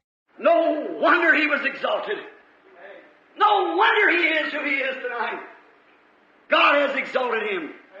And all the powers in heavens and earth is given to Him. அவர் உயர்த்தப்பட்டார் என்பதில் வியப்பொன்றுமில்லை. அவர் இன்றிரவு யாராய் இருக்கிறார் என்பதில் வியப்பொன்றுமில்லையே. தேவன் அவரை உயர்த்தி வானத்திலும் பூமியிலும் எல்லா அதிகாரத்தையும் அவருக்கு கொடுத்திருக்கிறார். When His earthly work had been finished here on earth, He came to the earth. As soon as He did, the morning star declared Him to be the Son of God. இங்கே பூமியின் மேல் அவருடைய பூமிக்குரிய ஊழியம் முடிவடைந்திருக்கும் போது அவர் பூமிக்கு வந்து அவர் அதை செய்து முடித்தவுடன் அவர் தேவகுமாரன் என்று விடிவெள்ளி நட்சத்திரம் அறிவித்தது. He shook every devil that He come contact with it. Blessed be the name of the Lord. Devils tremble and shock and beg for mercy in His presence. Yes, sir. All hell knew who He was. அவரிடத்தில் தொடர்பு கொண்ட ஒவ்வொரு பிசாசையும் அவர் அதிரச் செய்தார். கர்த்தருடைய நாமம் ஸ்தோத்தரிக்கப்படுவதாக. பிசாசுகள் நடுங்கி ஆட்டங்கண்டு அவருடைய பிரசனத்தில் இரக்கத்திற்காக கெஞ்சின. ஆமையா, முழு நரகமும் அவர் யாராய் இருந்தார் என்பதை அறிந்து கொண்டன. Walked humble, He had not a place to lay His head on a rainy night. The very animals that He created, the birds of the air, has nests and the foxes has dens, but the Son of Man doesn't have a place to lay His blessed head. Sure He was. தாழ்மையாய் நடந்தார். மழை பெய்து கொண்டிருந்த இரவு நேரங்களிலோ அவருடைய தலையை சாய்க்க அவருக்கு இடமில்லாதிருந்தது. அவர் சிருஷ்டித்த மிருக ஜீவன்களுக்கோ இடமிருந்தது. நரிகளுக்கு குடிகளும் ஆகாயத்து பறவைகளுக்கு கூடுகளும் உண்டு. மனுஷகுமாரனுக்கோ அவருடைய ஆசீர்வதிக்கப்பட்ட தலையை சாய்க்க இடமில்லை. நட்சகமாகவே அவர் இடமில்லாமல் இருந்தார். He became sin, became low and forsaken. But the devils know who He was. They pleaded for mercy. They said, why do you come to torment us before our time comes? அவர் பாவமானார். அவர் இழிவாக்கப்பட்டு கைவிடப்பட்டார். அவர் யாராயிருந்தார் என்பதை பிசாசுகள் அறிந்திருந்தன. எனவே அவைகள் இரக்கத்திற்காக மன்றாடின. அவைகள் எங்களுடைய காலம் வரும் முன்னே எங்களை வேதனைப்படுத்த நீர் ஏன் வந்தீர் என்று கேட்டன. While the preacher was calling Him Beelzebub the fortune teller, the devils was calling Him the Son of the living God, begging for mercy. பிரசங்கிமார்களோ அவரை பெயல்சபூல் குறி சொல்லுபவர் என்று அழைத்துக் கொண்டிருக்க, பிசாசுகளோ அவரை ஜீவனுள்ள தேவனுடைய குமாரனை என்று கூப்பிட்டு இரக்கத்திற்காக கெஞ்சி கொண்டிருந்தன. Oh, how we could only stop just a minute. Who are you anyhow? What does that job you got mean? Or what does that little house we own mean? What does the car we own mean? ஓ, எப்படியும் நம்மால் ஒரு நிமிடம் மாத்திரம் அப்படியே நிறுத்தக்கூடுமானால் நலமாயிருக்குமே. எப்படியாகிலும் நீங்கள் யாராயிருக்கின்றீர்கள்? நீங்கள் பெற்றுள்ள வேலை எதை பொருட்படுத்துகிறது? இல்லை என்றால் நாம் சொந்தமாக வைத்துள்ள அந்த சிறு வீடு எதை பொருட்படுத்துகிறது? நாம் சொந்தமாக வைத்துள்ள கார் எதை பொருட்படுத்துகிறது? Pretty little girl, you little sassy thing. What does that little look that you have now? You young man with a shiny, slick hair, straight shoulders, you will bend down someday with stoop with age. அழகான சிறு பெண்ணே, நீ சற்று மரியாதையற்ற காரியத்தை செய்கிறாய். இப்பொழுது நீ பெற்றுள்ள சிறிய அழகிய தோற்றம் என்ன செய்கிறது? வாலிபர்களாகி நீங்களோ பளபளப்பாகவும் மென்மையான தலைமுடியுடன் நேரான தோள்பட்டைகளோடு காணப்படுகின்றீர்கள். நீங்கள் வயோதிபத்தினால் என்றோ ஒரு நாள் கோலி போவீர்கள். But blessed be the Lord. You've got a soul that's born again. You'll live forever and ever because He become you, that you through His grace might become Him. Make a place for you. ஆனால் கர்த்தருக்கு ஸ்தோத்திரம் உண்டாவதாக. நீங்கள் மீண்டும் பிறந்த ஒரு ஆத்துமாவை உடையவர்களாய் இருக்க வேண்டும். அப்பொழுதே நீங்கள் என்னென்றைக்குமாய் ஜீவிப்பீர்கள். ஏனென்றால் நீங்கள் அவருடைய கிருபையினூடாக அவரைப் போல் ஆகும்படிக்கு அவர் உங்களைப் போல் ஆகி உங்களுக்கு ஒரு ஸ்தலத்தை ஆயத்தம் பண்ணுகிறார். Oh, we who think that we got to change the clothes and a few groceries in the house, what are we? God could take it in a second. Your very breath holds in His hand. ஓ, மாற்று வஸ்திரங்களை நாம் வைத்துள்ளோமே என்று நினைக்கிற நாம், வீட்டில் சில மளிகை சாமான்கள் உள்ளன என்று நினைக்கிற நாம் என்னவாகிறோம்? தேவனால் அதை ஒரு நொடிப்பொழுதில் எடுத்து போட்டுவிடக்கூடும். உங்களுடைய சுவாசத்தையே தம்முடைய கரத்தில் பிடித்து வைத்திருக்கிறார். And Him in our midst to heal the sick, to proclaim and profess and to foretell, and every time perfect, and even concerned enough to bring a little dead fish back to its life again. In the midst of us, Jehovah around us, Jehovah in us, the great mighty I am. இங்கே நம் மத்தியிலே உள்ள வியாதிஸ்தரை சுகப்படுத்தும் போது அவர்களை பற்றி எடுத்து கூறி முன்கூட்டியே அறிவித்தது ஒவ்வொரு முறையும் பரிபூர்ணமாய் இருந்து வந்துள்ளது. நமக்கு மத்தியில் போதுமான அக்கறை கொண்டவராய் மரித்து போன சிறிய மீனை உயிர்ப்பித்தார். யெகோவா நம்மை சுற்றிலும் இருக்கிறார். நான் இருக்கிறவராக இருக்கிறேன் என்ற அந்த மகத்தான வல்லமையுள்ள யெகோவா நமக்குள்ளாக இருக்கிறார். When He died, they thought they had Him. He ascended into hell. When He left the earth that day when He was crucified, He went into the regions of the lost. The Bible said He went and preached to the souls that were in prison, that repented not in the long suffering of the days of Noah. அவர் மரித்தபோது அவர்களோ அவரை பிடித்து விட்டதாக எண்ணிக்கொண்டார்கள். அவர் பாதாளத்திற்கு இறங்கினார். அவர் சிலுவையில் அறையப்பட்டு பூமியை விட்டு சென்ற அந்த நாளிலே அவர் இழக்கப்பட்டோரின் ஸ்தலங்களுக்கு சென்றார். வேதமோ அந்த ஆவியிலே அவர் போய் காவலில் உள்ள ஆவிகளுக்கு பிரசங்கித்தார். அந்த ஆவிகள் பூர்வத்திலே நோவாவின் நாட்களில் தேவன் நீடிய பொறுமையோடு கூட காத்திருந்த போது கீழ்ப்படியாமற் போனவைகள் என்று கூறியுள்ளது. When he died and his spirit left him, he became the Logos again. He said, I came from God, I go back to God. அவர் மரித்தபோது அவருடைய ஆவியானது அவரை விட்டு சென்றது. அவர் மீண்டும் லோகாஸாக மாறினார். பாருங்கள், அவர் நான் தேவனிடத்திலிருந்து புறப்பட்டு வந்தேன், நான் மறுபடியும் தேவனிடத்திற்கு போகிறேன் என்று கூறினார். And God was that pillar of fire that led the children in the wilderness. And when he was here on earth and when he died, he turned back to a light again. வனாந்திரத்தில் இஸ்ரவேல் புத்திரரை வழிநடத்தின அக்னிஸ்தம்பமாய் தேவன் இருந்தார். அவர் இங்கே பூமியின் மேல் இருந்தபோது, அவர் மரித்தபோது அவர் மீண்டும் ஒளியாக திரும்பினார். Paul saw him and he was a light. Now the rest of them saw him. They seen Paul fall, something struck him. And it was a light. Pavul அவரை கண்டான். அவர் ஒரு ஒளியாய் இருந்தார். அவரோடு இருந்த மற்றவர்கள் அவரை காணவில்லை. அவர்கள் பவுல் விழுந்ததை கண்டனர். ஏதோ ஒன்று அவனை தாக்கினது. அது ஒரு ஒளியாய் இருந்தது. Paul said, who is it that I persecute? He said, Saul, Saul, why persecute thou me? He said, who is it? He said, I'm Jesus that you persecute. And it's hard for you to kick against the pricks. அப்பொழுது பவுலோ, நான் துன்பப்படுத்துகிறது யாரை என்று கேட்டான். அதற்கு அவரோ, சவுலே சவுலே, நீ ஏன் என்னை துன்பப்படுத்துகிறாய் என்று கேட்டார். அதற்கு அவனோ, யாரது என்று கேட்டான். அப்பொழுது அவர், நீ துன்பப்படுத்துகிற இயேசு நானே, முள்ளில் உதைக்கிறது உனக்கு கடினமாம் என்றார். Then he went and studied that light. Paul went back in the Bible to find out what that light was. And he wrote this letter. He's the same Jehovah. அதன் பின்னரோ அவன் புறப்பட்டு சென்று அந்த ஒளியை பற்றி ஆராய்ந்து படித்தான். எனவே பவுல் அந்த ஒளி என்னவா இருந்தது என்று கண்டறிய வேதாகமத்துக்கு திரும்பிச் சென்றான். அதன் பின்னரே அவன் இந்த நிருபத்தை எழுதினான். அவர் மாறாத யெகோவாயிருக்கிறார். That same light was in the wilderness with the children of Israel. And when Peter was in the prison, he was a light that came in and opened the doors. அதே ஒளி வனாந்திரத்தில் இஸ்ரவேல் புத்திரரோடு இருந்தது. பேதுரு சிறைச்சாலையில் இருந்தபோது அவர் ஒளியாய் உள்ளே வந்து சிறைக்கதவுகளை திறந்தார். And by his grace, so none will have any excuse. Oh, if they could forget the illiterate messengers. And remember, it's not the messenger, it's the message. அவருடைய கிருபையினால் யாருக்குமே எந்த மன்னிப்பும் இல்லை. ஓ, அவர்கள் எழுத்தறிவற்ற செய்தியாளர்களை மறக்க கூடுமானால் நினைவிருக்கட்டும், அது செய்தியாளர்களை மறப்பதல்ல, அது செய்தியையே மறப்பதாகும். He's come down again with us in a form of a pillar of light. And he moves with his same miracles and signs. Nothing out of the Bible. Staying right with the Bible. Holding it under subjection. Bringing out his glory. Showing his power. Blessed be his holy name. அவர் ஒரு அக்கினிஸ்தம்ப ரூபத்தில் நம்மோடு இருக்க திரும்பி வந்துள்ளார். அவர் அதே விதமான தம்முடைய அற்புதங்களோடும் அடையாளங்களோடும் அசைவாடுகிறார். வேதத்துக்கு புறம்பாக எந்த காரியத்தையும் செய்யாமல் வேதாகமத்திற்கு கீழ்ப்பட்டிருக்கும்படி செய்து அவருடைய மகிமையை வெளிப்படுத்தி தம்முடைய வல்லமையை காண்பிக்கிறார். அவருடைய பரிசுத்த நாமம் ஸ்தோத்திரிக்கப்படுவதாக. I know you must think that I'm crazy. But oh, that blessed eternal rest that's in my soul. Those storms may wave, my anchor holds within the veil. நான் பைத்தியம் பிடித்தவன் என்று நீங்கள் நினைக்கின்றீர்கள் என்பதை நான் அறிவேன். ஆனால் அந்த ஆசீர்வதிக்கப்பட்ட நித்திய இளைப்பாறுதல் என் உள்ளத்தில் இருக்கிறது. புயல்கள் அடித்தாலும் என் ஆத்தும நங்கூரமானது திரைக்குள்ளே பற்றி பிடித்திருக்கிறது. And to see him when he died till the moon took a nervous prostration. The sun went down in the middle of the day. அவர் மரித்தபோது அவரை காண்பதற்கோ சந்திரனானது நடுநடுங்கி செயலிழந்தது போலாயிற்று.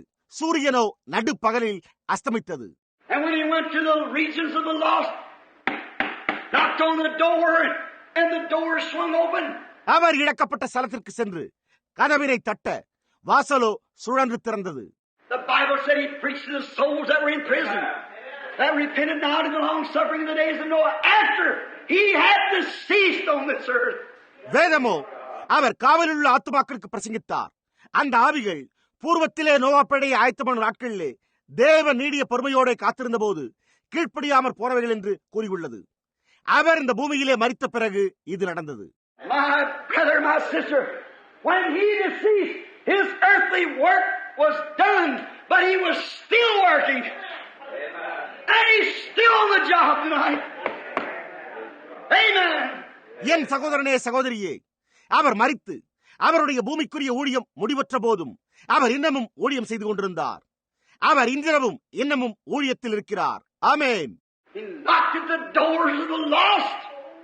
The Bible said he did. And he witnessed, I am the seed of the woman. I'm he that Adam spoke of. I'm the one that Enoch said would come with 10,000s of his saints. அவர் இழக்கப்பட்டோரின் வாசல்களை தட்டினார். அவர் அங்கு சென்றார் என்று வேதம் கூறியுள்ளது. அவர், நான் சிறையினுடைய வித்தாய் இருக்கிறேன். ஆதாம் பேசின நானே அவர். அவர் 1000 தமது பரிசுத்தவான்களோடு கூட வருகிறார் என்று ஏனோக்கு கூறினது என்னைத்தான். I'm the Son of the living God, and you send away your day of grace. But it was prophesied to you by the angels, Enoch, Noah, and I must come to fulfill every word of God's Bible. Now I'm here as a witness in this land of the lost. And he preached to them. நானோ ஜீவனுள்ள தேவனுடைய குமாரன். உங்களுடைய கிருபையின் நாளில் நீங்கள் பாவம் செய்தீர்கள். ஆனால் தேவனுடைய வேதாகமத்தின் ஒவ்வொரு வார்த்தையும் நிறைவேற்ற நான் வர வேண்டும் என்று தூதர்களால், நோவாவினால், ஏனோக்கினால் தீர்க்கதரிசனமாய் உரைக்கப்பட்டிருந்தது. எனவே நான் இந்த இழக்கப்பட்ட தேசத்தில் ஒரு சாட்சியாக இருக்கிறேன். அப்பொழுது அவர் அவர்களுக்கு பிரசங்கித்தார். On down into hell he went. Right down to the doors of hell.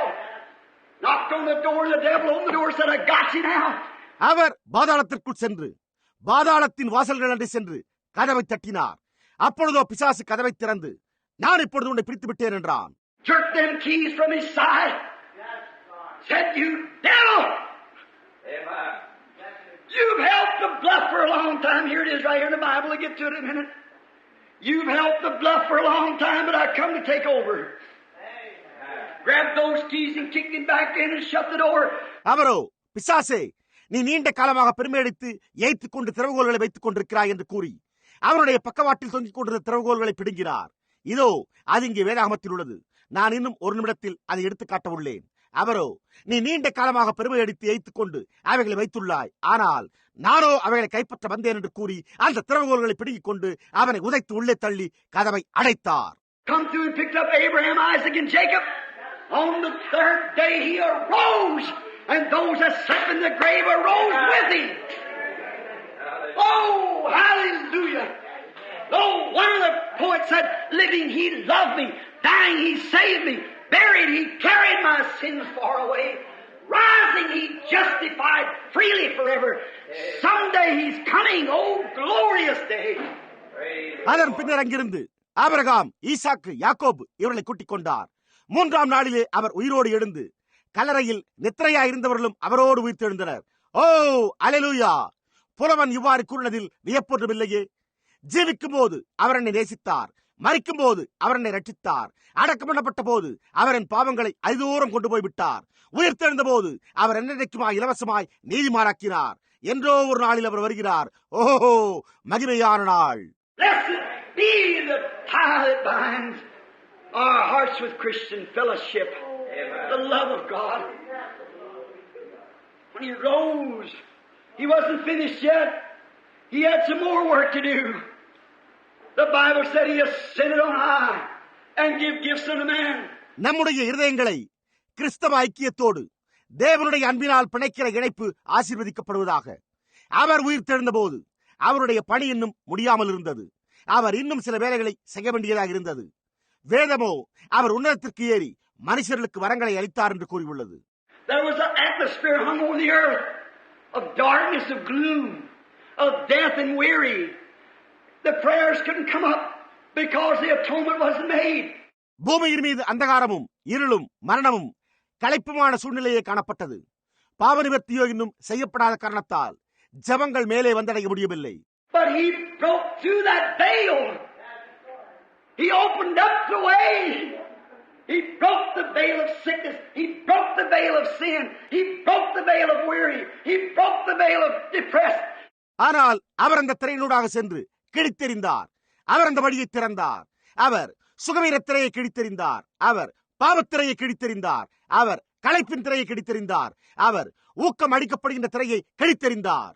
He broke every veil and made a highway for the wayfaring man. walking up the King's highway. அவர் ஒவ்வொரு திரையையும் கிழித்தெறிந்து பேதையாயிருக்கிற மனிதனுக்காக ஒரு பெரும்பாதையை உண்டு பண்ணி ராஜாவினுடைய பெரும்பாதையில் நடக்கச் செய்தார். Oh my, when he passed the moon and the stars, on and on, following behind him come the Old Testament saints, Abraham, Isaac and Jacob. They walked right on up into the heavens of heaven. ஓ என்னே, அவர் சந்திரனையும் நட்சத்திரங்களையும் கடந்து சென்றார். அவருக்கு பின்னே பழைய ஏற்பாட்டு பரிசுத்தவான்களான Abraham, ஈசாக்கு, யாக்கோப் ஆகியோர் பின்தொடர்ந்து சென்றார்கள். அவர்கள் நேராக வானாதி வானங்களுக்குள்ளாக சென்றனர். When they're away from the city, I can see them lift up their eyes. Abraham said, "That's the city that I long to see."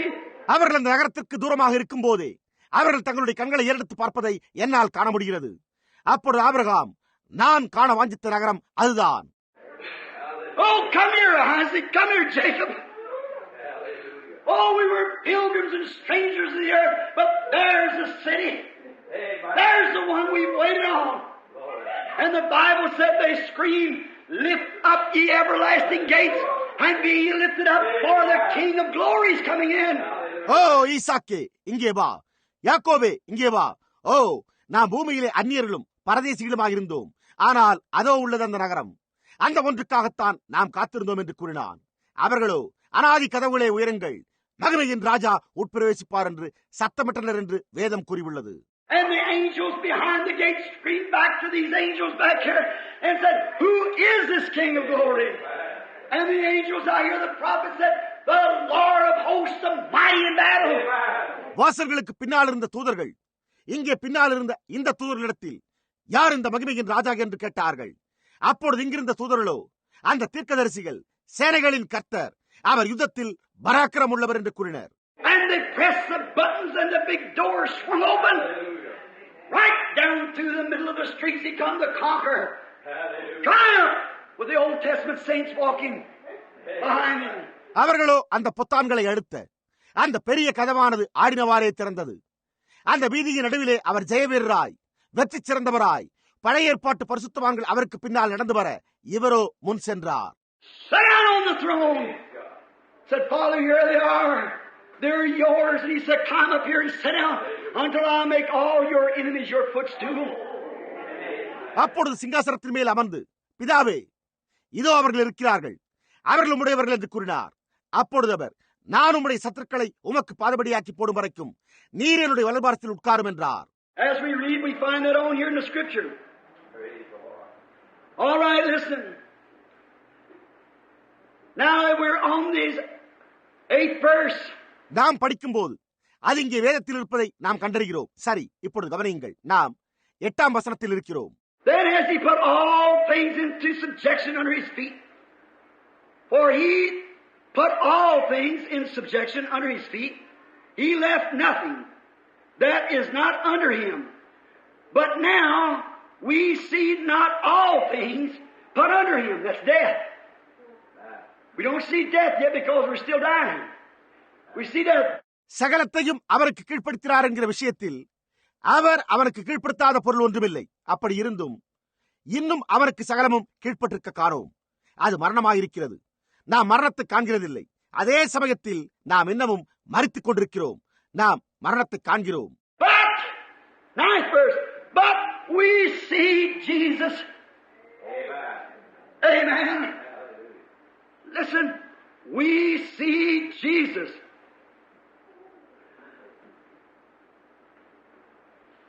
Who was made a little lower than the angels for the suffering of death, crowned with glory and honor, that he, by the grace of God, should taste death for every man. ஆனால் 9ஆம் வசனம், ஆனால் நாம் இயேசுவை காண்கிறோம். ஆமென். கவனியுங்கள்.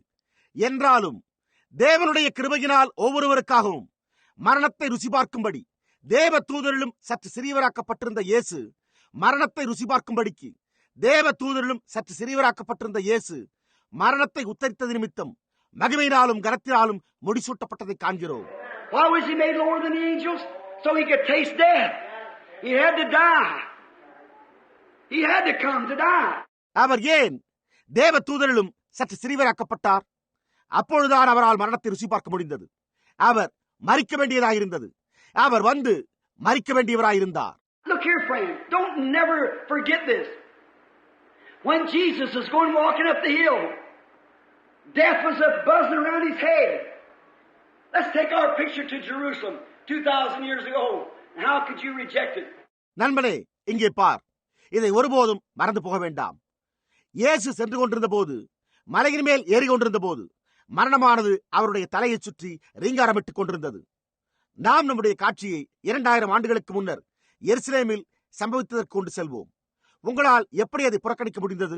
I hear a sound coming through the streets. What is it? It's a bumping of something. It's an old rugged cross coming down, going out the gates of Damascus, bumping over the cobblestones. Them big cobblestones are still there. என்னால் வீதியினூடாக வருகின்ற ஒரு சத்தத்தை கேட்க முடிகிறது. அது என்னவாயிருக்கிறது? அது ஏதோ குதிப்பதனால் எழும் ஓசையாயிருந்தது. அது பண்டைய கரடுமுரடான சிலுவையானது தமஸ்கூவின் வாசல்கள் அண்டை தரையிலே உள்ள தளப்பாவில் காணப்படும் உருளை கற்களின் மேல் பட்டு குதித்து குதித்து செல்கிறது. அந்த பெரிய உருளை கற்கள் இன்னமும் அங்கே காணப்படுகின்றன. Bumping over these big cobblestones. Bumpty bump. I see the spatting of the blood on the street. What is it? It's a man that's done no harm. Nothing but good. The people were blind. They didn't know him. They didn't recognize him. இந்த பெரிய உருளை கற்கள் மீது பட்டு ஒரு விதமான பம்டி பம்டி என்ற ஓசையை எழுப்புகிறது. வீதியிலே தெறிக்கப்பட்ட ரத்தத்தை நான் காண்கிறேன். அது என்னவாயிருக்கிறது? அது எந்த ஒரு தீங்கும் செய்யாமல் நன்மையை மாத்திரமே செய்த மனிதனுடைய ரத்தமாயிருக்கிறது. ஜனங்களோ குருடாயிருந்தனர். அவர்கள் அவரை அறிந்து கொள்ளவில்லை. அவர்கள் அவரை அடையாளம் கண்டு கொள்ளவில்லை. You say blind, could they have their sight? You can still have your sight and be blind. You believe that? The Bible said so. நீங்களோ குருடாயிருந்தார்களா? அவர்கள் தங்களுடைய பார்வையை உடையவர்களாக இருந்திருக்க கூடும் என்று கேட்கலாம். நீங்கள் உங்களுடைய பார்வையை பெற்றிருந்தும் குருடராயிருக்க முடியும். நீங்கள் அதை விசுவாசிக்கின்றீர்களா? வேதமே அவண்ணமாக கூறியுள்ளது. Remember Elisha down at Dothan? He went out and smote the people blind, said, "Now follow me." They was blind to him. And people are blind tonight. Elisha தோத்தானிலே செய்தது நினைவிருக்கிறதா?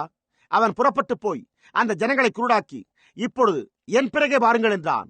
அவர்கள் அவருக்கு குருடாயிருந்தனர். ஜனங்கள் இன்றிரவு குருடாயிருக்கிறார்கள். A certain church that don't believe in divine healing walked up to me one time and said, "Smite me blind. Smite me blind." Is that Brother Wright's house? Said, "Smite me blind." தெய்வீக சுகமளித்தலில் விசுவாசம் கொன்றாத ஒரு குறிப்பிட்ட சபை அங்கத்தினர் ஒரு சமயம் என்னிடத்தில் வந்து, என்னை குருடாக்கும் என்று கூறினான். அது சகோதரன் ரைட்ஸ் அவருடைய வீட்டில் நடந்தது. அவன் என்னை குருடாக்கும் என்றான். Said, if Paul smote a man blind one time, said, "Smite me blind." I said, "Friend, the devil's already done it. You're already blind. Sure you are." மேலும் அவன், பவுல் ஒரு முறை ஒரு மனிதனை குருடாக்கினான், எனவே நீர் என்னை குருடாக்கும் என்றான். அதற்கு நானோ, நண்பனே, பிசாசு அதை ஏற்கனவே செய்துள்ளான். நீ ஏற்கனவே குருடாயிருக்கிறாய். நிச்சயமாகவே நீ குருடாயிருக்கிறாய் என்று கூறினேன். He said, "Heal this little girl and I'll believe you." I said, "Save that sinner and I'll believe you." Amen. Certainly. Oh, he said he has to believe. I said, same thing here. It has to come through the sovereign grace of God. அப்பொழுது அவன், இந்த சிறு பெண்ணை குணப்படுத்தும், அப்பொழுது நான் உம்மை விசுவாசிப்பேன் என்று கூறினான். அதற்கு நானோ, நீ அந்த பாவியை ரட்சியும், அப்பொழுது நான் உம்மை விசுவாசிப்பேன் என்று கூறினேன். நிச்சயமாக. அப்பொழுது அவனோ, அவன் விசுவாசிக்க வேண்டும் என்று கூறினான். அப்பொழுது நான், அதே காரியம்தான் இங்கும் உள்ளது. அது ராஜாதிபத்திய தேவனுடைய கிருபையினூடாக வர வேண்டும் என்று கூறினேன். The devil of the God of this world has blinded the eyes of the people. They've got eyes but they can't see, the Bible said. பிசாசு, இப்பிரபஞ்சத்தின் தேவன், ஜனங்களின் கண்களை குருடாக்கியிருக்கிறான். வேதமோ அவர்கள் கண்கள் இருந்தும் காண முடியாதவர்களாய் இருக்கிறார்கள் என்று கூறியுள்ளது. Here he was going up the street, dragging out the bloody footprints on the road up. The bee of death was stinging around him, buzzing at him. Just a little while, I'll have you. He's getting weak, thirsting, water. இதோ அவர் வீதியிலே போகிறார். வீதியிலே இரத்த அடிச்சுவடுகளோடு சிலுவை எடுத்துக்கொண்டே போகிறார். மரணத்தின் தேனி அவரை கொட்டி, இன்னும் கொஞ்ச நேரத்தில் நான் உன்னை பிடித்து விடுவேன் என்று அவரிடத்தில் ரீங்காரமிட்டுக் கொண்டிருந்தது. அவர் பலவீனமாகிக் கொண்டே இருந்து தண்ணீருக்காக தாகமாயிருந்தார். I was shot once laying up here in the field. Blood just pouring from me. I screamed for water and my buddy run took his cap and put it down the water. Old stagnated wiggle tails in the water. நான் ஒரு முறை துப்பாக்கியால் சுடப்பட்டு வயலில் கிடந்தபோது ரத்தம் இடத்திலிருந்து கொட்டிக்கொண்டே இருந்தது. அப்பொழுது நானோ தண்ணீருக்காக கதறினேன். என்னுடைய நண்பன் அப்பொழுது உடனே ஓடி அவனுடைய தொப்பியை எடுத்து அதில் தண்ணீரை நிரப்பிக் கொண்டு வந்தான். அது ஒரு குட்டையில் தேங்கி நின்ற தண்ணீராக இருந்தபடியால் அதில் புழுக்கள் இருந்தன. Come over and I helped my mouth open and he squeezed that because the blood was spurting like a fountain where it was shot to pieces with a gun. Thirsty. அவன் அங்கிருந்து வந்தபோது நான் என்னுடைய வாயை திறக்க அவனோ அந்த தொப்பியில் இருந்த தண்ணீரை பிழிந்து என் வாயில் ஊற்றினான். காரணம், என் காலில் துப்பாக்கியால் சுடப்பட்ட இடத்திலிருந்து ரத்தமானது ஒரு ஊற்று போல பீரிட்டு அடித்துக் கொண்டிருந்தது. தாகமாயிருந்தேன். Then I know what my Lord must have been after bleeding all that morning from 9 o'clock up till 3 o'clock in the evening, losing all that blood. அப்பொழுது அந்த காலை 9 மணியிலிருந்து மாலை 3 மணி வரை எல்லா ரத்தமும் வடிந்து கொண்டிருந்த என் ஆண்டவருக்கு அது எப்படி இருந்திருக்க வேண்டும் என்பதை நான் அறிந்து கொண்டேன். I see his robe first like little bitty spots on it, and all them spots began to get bigger and run together, made one great big bloody spot hitting him on the leg. As he walked around, that was Emmanuel's blood. Oh, the earth wasn't worthy of it. அவருடைய வஸ்திரத்தில் முதலில் சிறு புள்ளிகள் போன்று காணப்படுவதை நான் காண்கிறேன். அந்த எல்லா சிறு புள்ளிகளும் பெரிதாகி பின்னர் ஒரு பெரிய இரத்தக்கரையாகி வழிந்து அவர் நடந்து செல்கையில் அவருடைய காலில் வழிந்து வருவதை நான் காண்கிறேன். அது இம்மானுவேலுடைய இரத்தமாய் இருந்தது. ஓ, அதற்கு இந்த பூமி பாத்திரமாய் இருக்கவில்லை. But as he goes up, this bee stinging around him. What did he do? It finally stung him. But brother, anyone knows that an insect or a bee, if it ever stings you once, that finishes the stinging business. It can't sting no more. Because when it leaves, it pulls its stinger out. ஆனால் அவர் மேலே நடந்து செல்கையில் இந்த தேனி அவரை கொட்டி கொண்டிருந்தது. அது என்ன செய்தது? அது முடிவிலே அவரை கொட்டி கொடுக்கை பதித்தது. ஆனால் சகோதரனே, ஒரு பூச்சியோ அல்லது ஒரு தேனியோ உங்களை ஒருமுறை கொட்டினால் அதனுடைய கொட்டும் வேலை அதனுடன் முடிவடைந்து விடுகிறது என்பதை நீங்கள் அறிவீர்கள். எனவே அதனால் அதற்கு பின்னர் மீண்டும் ஒருபோதும் கொட்டவே முடியாது. ஏனென்றால் அது கொட்டும் போது அதனுடைய கொடுக்கை அதில் இழந்து விடுகிறது. That's the reason God had to be made flesh. He took the stinger of death into his flesh and he pulled the stinger out of death. Blessed be the name of the Lord. Death can harm and sting, but it can't hurt you. அந்த காரணத்தினால்தான் தேவன் மாம்சமாக வேண்டியதாக இருந்தது. அவர் மரணத்தின் கொடுக்கை தன்னுடைய சரத்துக்குள்ளாக பெற்றுக்கொண்டு பின்னர் அவர் அதை மரணத்தின் கொடுக்கை வெளியே எடுத்தார். கர்த்தருடைய நாமம் ஸ்தோத்திரிக்கப்படுவதாக. மரணமோ வாய் திறவாமல் ரிங்காரமிட்டு கொட்டலாம், ஆனால் அதனால் உங்களுக்கு தீங்கிழைக்கவே முடியாது. Oh, when he felt that bee humming around him, death was coming around him, he said, "Oh, death, where is your sting?" He could point to Calvary where it's left in the flesh of Emmanuel. Where is thy victory? But thanks be to God who gives us the victory through our Lord Jesus Christ. Pavul தேறி அவனை சுற்றி ரிங்காரமிடுவதையும் மரணம் நெருங்கிக் கொண்டிருந்ததையும் அவன் உணர்ந்தபோது அவனோ, ஓ மரணமே, உன் கூரெங்கே என்றான். அவனால் இம்மானுவேலின் சரீரம் வைக்கப்பட்டிருந்த கல்வாரியை சுட்டிக்காட்ட முடிந்தது. உன் ஜெயம் எங்கே? நம்முடைய கர்த்தராகிய இயேசு கிறிஸ்துவினாலே நமக்கு ஜெயம் கொடுக்கிற தேவனுக்கு ஸ்தோத்திரம் என்று கூறினான். Yes, we don't see all things, but we do see Jesus, who was made a little lower than the angel for suffering of death. For it becometh him, for whom all things, that by whom we have all things, in the many Son, be made the chief captain of our salvation through suffering. நாம் எல்லா காரியங்களையும் காண்கிறதில்லை. ஏனென்றால் தேவதூதரிலும் சற்று சிறியவராக்கப்பட்டிருந்த இயேசு மரணத்தை உத்தரித்தது நிமித்தம் மகிமையினாலும் கனத்தினாலும் முடிசூட்டப்பட்டதை காண்கிறோம். ஏனென்றால் தமக்காகவும் தம்மாலேயும் சகலத்தையும் உண்டாக்கினவர் அநேகம் பிள்ளைகளை மகிமையில் கொண்டு வந்து சேர்க்கையில் அவர்களுடைய ரட்சிப்பின் அதிபதியை உபத்திரவங்களினாலே பூரணப்படுத்துகிறது அவருக்கேற்றதாயிருந்தது. The only way he could become the captain of our salvation, he had to suffer. Listen to these beautiful words here now. அந்த ஒரே வழியிலேயே அவர் நம்முடைய ரட்சிப்பின் அதிபதியாக முடிந்தது. எனவே அவர் பாடுபட வேண்டியதாக இருந்தது. இப்பொழுது இங்குள்ள இந்த அழகான வார்த்தைகளுக்கு செவி கொடுங்கள். Now listen. For both he that sanctifieth and they that are sanctified are all one. Oh, don't you see the vine and the branch there? All one. இப்பொழுது கவனியுங்கள். எப்படி எனில் பரிசுத்தம் செய்கிறவரும் பரிசுத்தம் செய்யப்படுவருமாகிய யாவரும் ஒருவராலே உண்டாயிருக்கிறார்கள். ஓ, அங்குள்ள திராட்சை செடியையும் அதனுடைய கொடியையும் நீங்கள் காணவில்லையா? யாவரும் ஒருவராலே. For which cause he is not ashamed to be called brethren. See? Why? Listen to the next verse. இது நிமித்தம் அவர்களை சகோதரர் என்று சொல்ல அவர் வெட்கப்படாமல். புரிகிறதா? ஏன்? அடுத்த வசனத்தை கவனியுங்கள். Saying, I will declare thy name unto my brethren. in the midst of the church will I sing praises unto thee, and again I will put my trust in him, and again, behold, I and the children which thou hast given me. உம்முடைய நாமத்தை என் சகோதரருக்கு அறிவித்து சபை நடுவில் உம்மை துதித்து பாடுவேன் என்றும் நான் அவரிடத்தில் நம்பிக்கையாய் இருப்பேன் என்றும் இதோ நானும் தேவன் எனக்கு கொடுத்த பிள்ளைகளும் என்று சொல்லியிருக்கிறார். For so much then as the children are partakers of flesh and blood, he also himself likewise took part of the same, that through the death he might destroy him which has the power of death, that is the devil, and deliver them who for death were always kept subject into bondage. ஆதலால் பிள்ளைகள் மாம்சத்தையும் இரத்தத்தையும் உடையவர்களாயிருக்க அவரும் அவர்களைப் போல மாம்சத்தையும் இரத்தத்தையும் உடையவரானார். மரணத்துக்கு அதிகாரியாகிய பிசாசானவனை தமது மரணத்தினாலே அழிக்கும்படிக்கும் ஜீவகாலமெல்லாம் மரண பயத்தினாலே அடிமைத்தனத்துக்குள்ளானவர்கள் யாவரையும் விடுதலை பண்ணும்படிக்கும் அப்படியானார். Man always feared death. Christ became sin, made low to take death upon himself, and he's not ashamed to be called our brother, for he was tempted just like we are tempted. மனுஷன் எப்பொழுதுமே மரணத்திற்கு பயந்திருந்தான். கிறிஸ்து பாவமாகி மரணத்தை தம்மேல் ஏற்றுக்கொள்ள தாழ்த்தினார். நாம் சோதிக்கப்படுகின்றது போல அவரும் சோதிக்கப்பட்டபடியினாலே அவர் நம்மை சகோதரன் என்று சொல்ல வெட்கப்படவில்லை. And he can be the right kind of an intercessor because he stood the same kind of temptation that you stand. And he took your place knowing that you couldn't take it yourself. நீங்கள் நிற்கிற அதே விதமான சோதனையில் அவர் நின்ற காரணத்தினால் அவரால் சரியான விதமான பரிந்து பேசுதலை செய்ய முடிகிறது.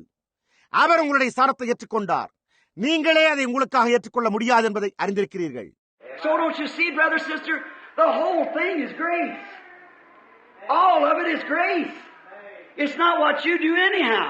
It's what he's already done for you. ஆகையால் சகோதரனே சகோதரியே, நீங்கள் அதை காண்கிறது இல்லையா? முழு காரியமும் கிருபையாயிருக்கிறது. அதனுடையதெல்லாம் கிருபையாய் உள்ளது. எப்படியாயிரும் அது நீங்கள் என்ன செய்கின்றீர்கள் என்பது அல்ல, அது அவர் உங்களுக்காக ஏற்கனவே என்ன செய்துள்ளார் என்பதாகும். Now, you can't do one thing to merit your salvation. Your salvation is a gift. Christ became sin that you might become righteous. இப்பொழுது நீங்கள் உங்களுடைய ரட்சிப்பிற்கு தகுதியாக ஒரு காரியத்தையும் செய்ய முடியாது. உங்களுடைய ரட்சிப்பு ஒரு ஈவாக உள்ளது. நீங்கள் நீதியாகும்படிக்கு கிறிஸ்து பாவமானார். And he's the right kind of a chief captain for our salvation because he suffered just like we suffered.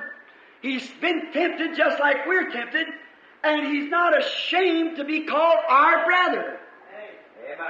Because he knows what we go through with. Oh, blessed be his name. அவர் நம்முடைய ரட்சிப்பிற்கான சரியான ஒரு பிரதான அதிபதியாயிருக்கிறார். ஏனென்றால் நாம் பாடுபட்டது போலவே அவர் பாடுபட்டார். நாம் சோதிக்கப்படுகிறது போலவே அவர் சோதிக்கப்பட்டிருக்கிறார்.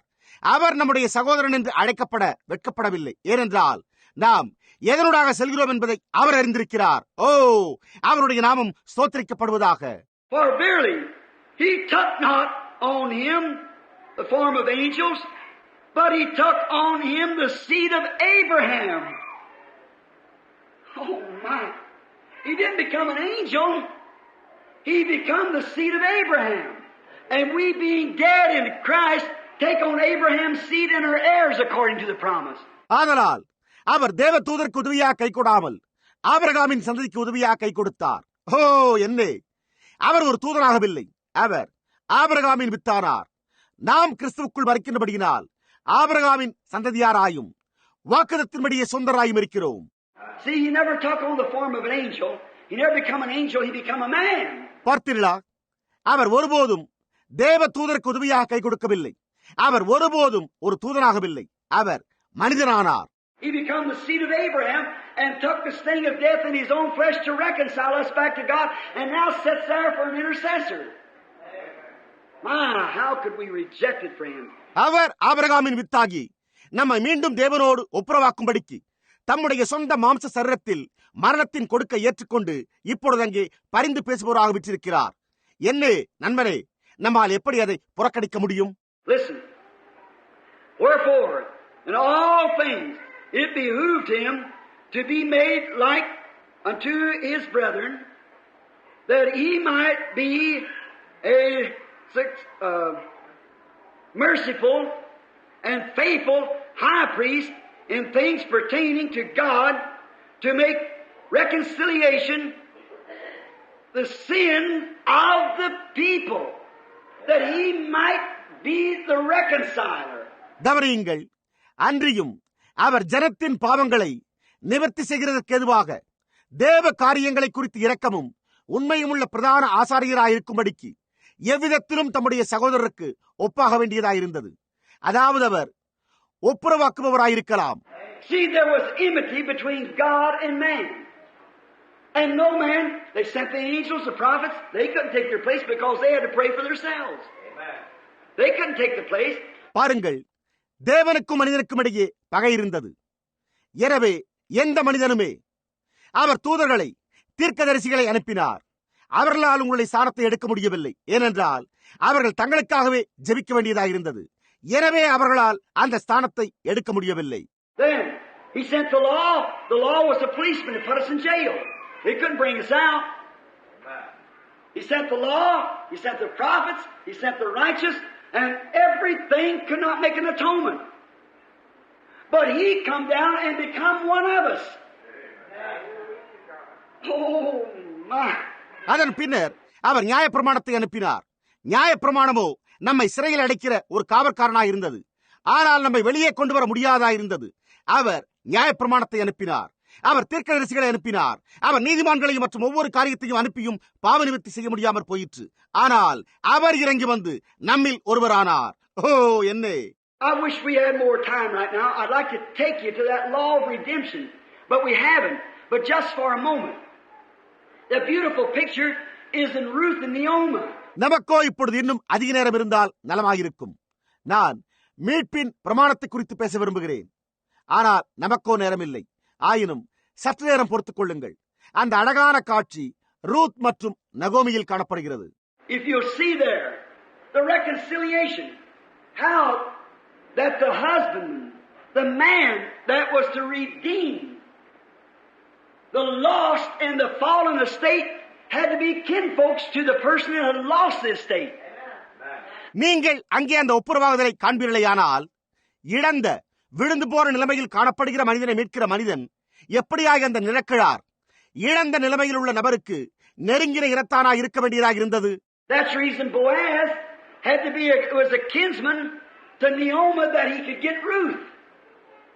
And then he had to be worthy. He had to be able to do it to redeem the lost.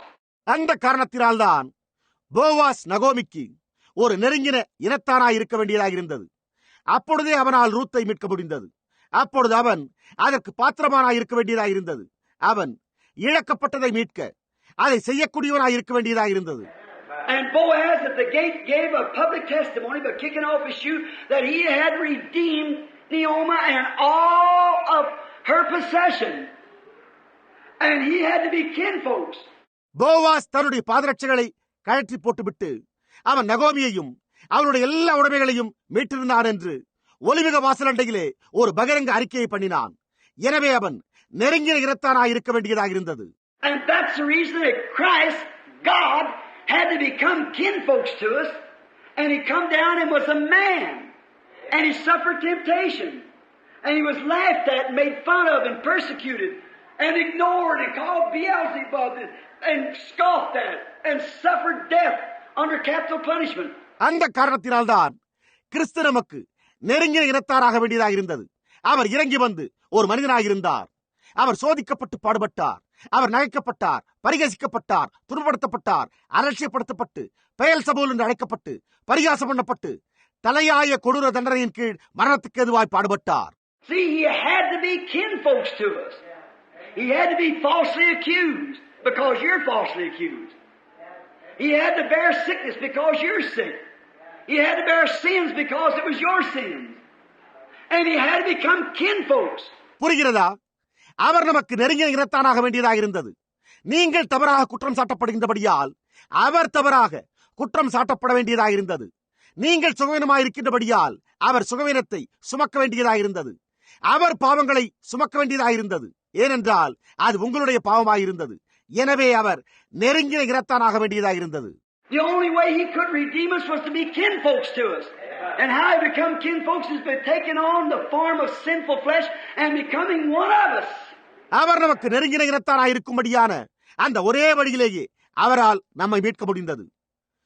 எப்படியாய் அவர் நெருங்கின இரத்தானாகி பாவ மாம்ச சாயலை தரிப்பதன் மூலம் நம்மில் ஒருவரானார். And in that he paid the price and redeemed us back into the fellowship of the Father. Oh, what a Savior. Words couldn't express it. அந்த சரீரத்தில் அவர் கிரயத்தை செலுத்தி மீட்டு நம்மை மீண்டும் பிதாவின் ஐக்கியத்திற்குள்ளாக கொண்டு வந்தார். ஓ, என்ன ஒரு ரட்சகர்! எந்த வார்த்தைகளினாலுமே அதை வெளிப்படுத்தி கூற முடியாது. For in that he himself has suffered, been subject and able to succor them that are tempted. Succor means to sympathize. ஆதலால் அவர் தாமே சோதிக்கப்பட்டு பாடுபட்டதினாலே அவர் சோதிக்கப்படுகிறவர்களுக்கு உதவி செய்ய வல்லவராயிருக்கிறார். உதவி செய்ய என்பதன் பொருள் பரிபிரக்கம் கொள்ளுதல் என்பதாகும். That the reason he become this, that he might be sympathetic with you who have your ups and downs and your little ins and outs and your temptations get so great you can't hardly stand it. He knows how to sympathize with you. உங்களுடைய ஏற்றத்தாழ்வுகளிலும் உங்களுடைய சிறிய சிறிய முழு நுணுக்கமான காரியங்களிலும் உங்களால் தாங்கிக் கொள்ள முடியாத மிகப்பெரிய உங்களுடைய சோதனைகளிலும் உங்களோடு அவர் பரிவிரக்கமுடையவராயிருக்கவே அந்த காரணத்திற்காகவே அவர் இந்த விதமானார். உங்களோடு எப்படி பரிவிரக்கம் கொள்ள வேண்டும் என்பதை அவர் அறிந்திருக்கிறார். He sits there to make intercessions. He sits there to love you. And though you go astray, he won't forsake you. He'll still come after you and knock at your heart. எனவே அவர் பரிந்து பேசவே அங்கு வீற்றிருக்கிறார். உங்களை நேசிக்கவே அவர் அங்கு வீற்றிருக்கிறார். நீங்கள் வழிதப்பி போனாலும் அவர் உங்களை கைவிட மாட்டார். அவர் அப்பொழுதும் உங்களை பின்தொடர்ந்து வந்து உங்களுடைய இதயத்தை தட்டுவார். There's not a backslider in the building who won't know that God knocks at his heart daily, and he will do it as long as you're mortal on this earth. For he's loved you. He redeemed you. அனுதினமும் தேவன் தன்னுடைய இதயத்தை தட்டுகிறார் என்பதை அறிந்து கொண்டால் பின்வாங்கி போனவர் ஒருவரும் இந்த கட்டடத்தில் இருக்க மாட்டார்கள். நீங்கள் இந்த பூமியில் ஒரு மானிடனாய் இருக்கும் வரையில் அவர் அதை செய்வார். ஏனென்றால் அவர் உங்களை நேசிக்கிறார். அவர் உங்களை மீட்டுவிட்டார். Poets is trying. Authors is trying. Man is trying to express that theme of love, and it cannot be found in human expressions. அன்பின் கருப்பொருளை வெளிப்படுத்திக் கூற புலவர்கள் முயற்சித்துள்ளனர். நூலாசிரியர்கள் முயற்சித்துள்ளனர்.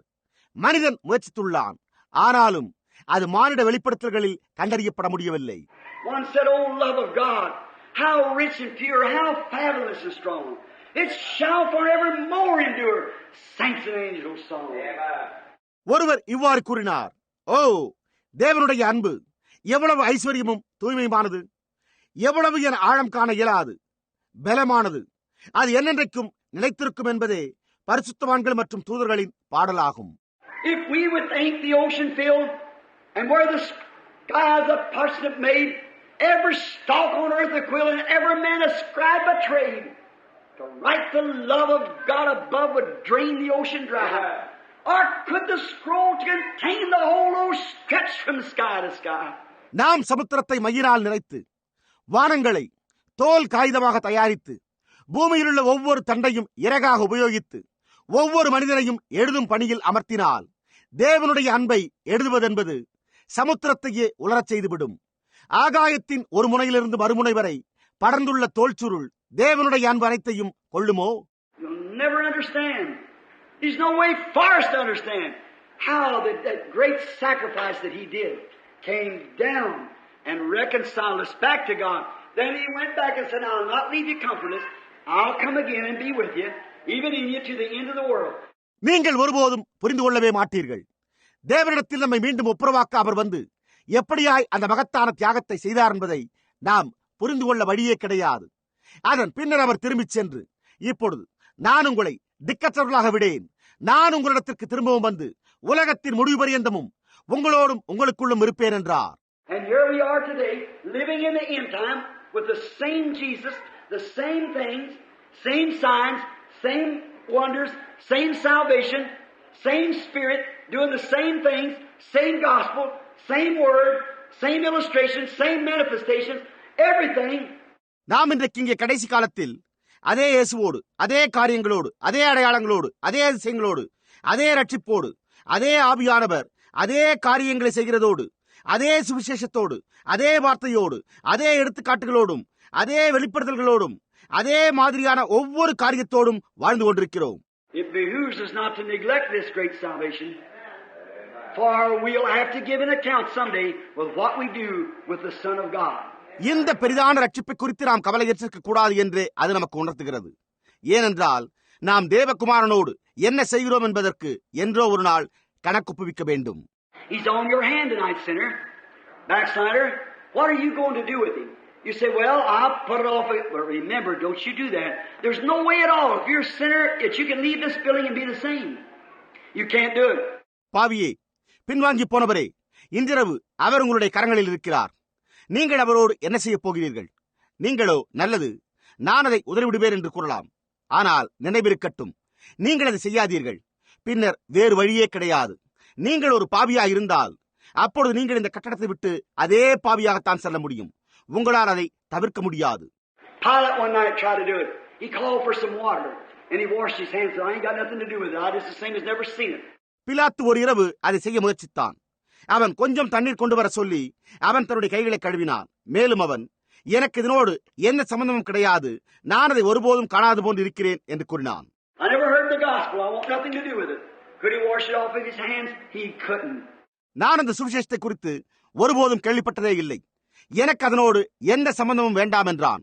அவனால் அதை தன்னுடைய கரங்களில் இருந்து கழுவிட முடிந்ததா? அவனால் முடியவில்லையே. Finally, you know what happened to Pilate? He lost his mind. And way up in Switzerland, where we was at last year, preaching the gospel. முடிவிலே பிலாத்துவிற்கு என்ன சம்பவித்தது என்று தெரியுமா? அவனுக்கு பைத்தியம் பிடித்து விட்டது. கடந்த வருடம் சுவிசேஷத்தை பிரசங்கிக்க நாங்கள் சுவிட்சர்லாந்தில் இருந்தோம். There's an old legend that said that there's a pool of water where people come from all over the world to watch every year at the time of the crucifixion. அங்கே ஜனங்களால் ஆர்வமாக நம்பப்படும் ஒரு பழங்கால கட்டுக்கதையானது இவ்வாறு கூறப்படுகிறது.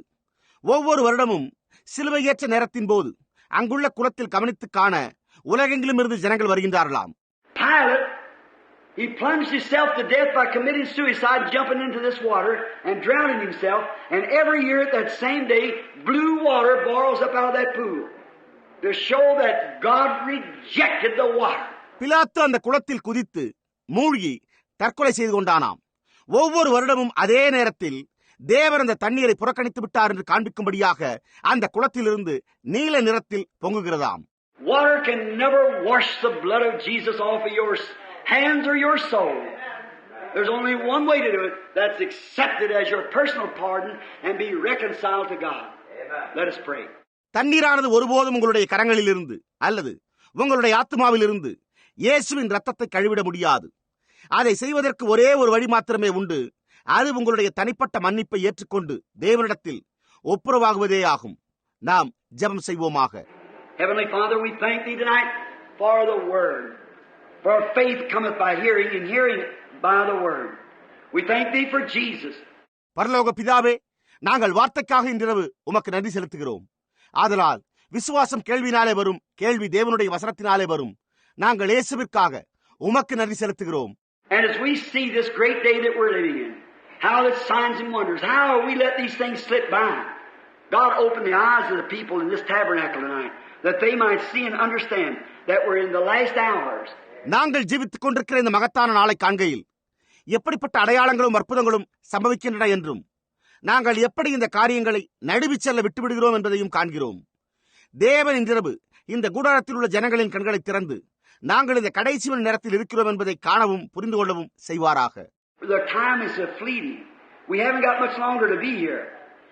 And we'll have to see Jesus. And we'll have to be counted traitors. For there's no excuse. காலமோ விரைந்தோடிக்கொண்டிருக்கிறது. நாம் இங்கே மிக நீண்ட காலம் இருக்கப் போவதில்லை. நாங்கள் இயேசுவை காண வேண்டும். இல்லை என்றால் நாம் துரோகிகளாக எண்ணப்படுவோம். வேறு போக்கு சொல்ல இடமே கிடையாது.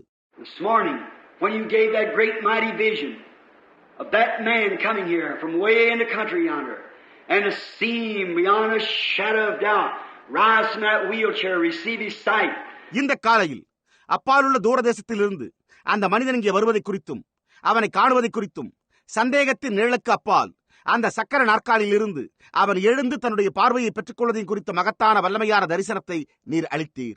His legs become strong down through the building, rejoicing and praising God. It shows that God's still able these stones to rise children to Abraham. To see the visions, like Jesus said, I do nothing till the Father shows me. I can do nothing. அவனுடைய கால்கள் உறுதியடைந்து இந்த கட்டடத்தினூடாக ஓடி கலிகூர்ந்து தேவனை துதித்தான். அது தேவன் என்னமும் இந்த கல்களினாலே ஆபிரகாமுக்கு பிள்ளைகளை உண்டு பண்ண வல்லவராய் இருக்கிறார் என்பதையே காண்பிக்கிறது. தரிசனங்களை காண்பது என்பது பிதாவானவர் செய்ய குமாரன் காண்கிறதுவோ அதையே என்று வேறொன்றையும் தாமாய் செய்ய மாட்டார் என்று இயேசு கூறினது போன்றே உள்ளது. The blind man followed him and said, have mercy on us. He said, touch their eyes and said, according to your faith be it unto you. குருடர் அவரை பின்தொடர்ந்து சென்று எங்கள் மேல் இரக்கமாயிரும் என்று கூறினார்கள். அப்பொழுது அவரோ அவர்களுடைய கண்களை தொட்டு உங்களுடைய விசுவாசத்தின்படியே உங்களுக்கு ஆக்கடவது என்று கூறினார். Now, Lord, we see Jesus. We don't see all things. We still take the sainted of us to the grave and walk over each other's grave. But we see Jesus who made the promise. We see him with us. இப்பொழுதும் கர்த்தாவே, நாங்கள் இயேசுவை காண்கிறோம். நாங்கள் எல்லா காரியங்களையும் காண்கிறதில்லை. நாங்கள் எங்களுடைய பரிசுத்தவான்களை கல்லறை எண்டைக்கு கொண்டு செல்லும் போது ஒருவர் மற்றொருவருடைய கல்லறையின் மீது நடப்பதை நாங்கள் காண்கிறோம். ஆனால் வாக்குத்தத்தம் செய்த இயேசுவை நாங்கள் காண்கிறோம். அவர் எங்களோடு இருப்பதை நாங்கள் காண்கிறோம். Not Jesus in the grave. Not Jesus 2,000 years ago, but Jesus tonight that's with us. We see him manifested in all of his power and signs and wonders. கல்லறையில் இருந்த இயேசுவை அல்ல, 2000 ஆண்டுகளுக்கு முன்பிருந்த இயேசுவை அல்ல, ஆனால் இன்றிரவு எங்களோடு உள்ள இயேசுவையே காண்கிறோம். அவர் தம்முடைய எல்லா வல்லமையிலும் அடையாளங்களிலும் அதிசயங்களிலும் வெளிப்படுத்தப்பட்டதை நாங்கள் காண்கிறோம். God, may we never neglect this great salvation, but may we embrace it and accept it and be reverent and live by it until the day that Jesus comes to take us home. Grant it, Lord. We asked it in his name. தேவனே, இந்த பெரிதான ரட்சிப்பை குறித்து நாங்கள் ஒருபோதும் கவலையற்றவர்களாய் இல்லாமல் இருப்போமாக. ஆனால் இயேசுவானவர் வந்து பரம வீட்டுக்கு எங்களை அழைத்துச் செல்லும் அந்த நாள் வரையில் நாங்கள் அதை தழுவிக்கொண்டு அதை ஏற்றுக்கொண்டு பயபக்தியாயிருந்து அதன் மூலம் ஜீவிப்போமாக. கர்த்தாவே, அதை அருளும். நாங்கள் அதை அவருடைய நாமத்தில் வேண்டிக் கொள்கிறோம். And while we have our heads bowed, I wonder if there's a person in the building tonight under the divine presence of the Holy Spirit would say, Brother Branham, I am convinced that I'm wrong. I'm convinced that I'm wrong. God has revealed to me my sins, and I know that I'm wrong. நாம் நம்முடைய தலைகளை வணங்கியிருக்கையில் பரிசுத்த ஆவியின் தெய்வீக பிரசன்னத்தின் கீழாக இன்றிரவு இந்த கட்டடத்தில் உள்ள எந்த ஒரு நபராவது, சகோதரன் பிரணாம், நான் தவறாயிருக்கிறேன் என்று நான் உறுதி கொண்டுள்ளேன். நான் தவறாயிருக்கிறேன் என்பதில் நான் உறுதி கொண்டுள்ளேன். தேவன் என்னுடைய பாவங்களை எனக்கு வெளிப்படுத்தி இருக்கிறார். நான் தவறாயிருக்கிறேன் என்பதை நான் அறிவேன். I'll raise my hand to him and ask for mercy tonight. God be merciful to me. I'm wrong. Will you do that? நான் அவரண்டை என்னுடைய கரத்தை உயர்த்தி இன்றிரவு இரக்கத்திற்காக வேண்டுகிறேன். தேவனே, என்னண்டை இரக்கமாயிரும், நான் தவறாயிருக்கிறேன் என்று கூறுவீர்களா என்று நான் வியப்புறுகிறேன். நீங்கள் அதை செய்வீர்களா? While we wait just a moment, if there's a person here that wants to, there's a baptizing going to take place just in a moment. And if you're a sinner, I would repent. நாங்கள் சற்று நேரம் காத்திருக்கையில் இங்குள்ள ஒரு நபர் ஞானஸ்தானம் பெற விரும்பினால் இன்னும் சற்று நேரத்தில் ஞானஸ்தானம் கொடுக்கப் போகிறோம். நீங்கள் ஒரு பாவியாய் இருந்தால் நான் மனம் திரும்ப மனதாய் இருக்கிறேன் என்று கூறுங்கள். How can you reject such matchless love of one who died? The holy God of heaven became a sinful man, not because he sinned, but because he had your sins, and bare them there to Calvary, and you won't accept that pardoning. Won't you do it tonight? இணையற்ற அன்பு கொண்டவராய் மரித்த அப்பேற்பட்டவரை எப்படி உங்களால் புறக்கணிக்க முடியும்? பரலோகத்தின் பரிசுத்த தேவன் ஒரு பாவமுள்ள மனிதனானார். அவர் பாவம் செய்த காரணத்தினால் அல்ல, ஆனால் அவர் உங்களுடைய பாவங்களை ஏற்றுக்கொண்டு அவைகளை கல்வாரிக்கு சுமந்து சென்றார். அந்த மன்னிப்பை நீங்கள் ஏற்றுக்கொள்ள மாட்டீர்களா? இன்றிரவே நீங்கள் அதை செய்ய மாட்டீர்களா?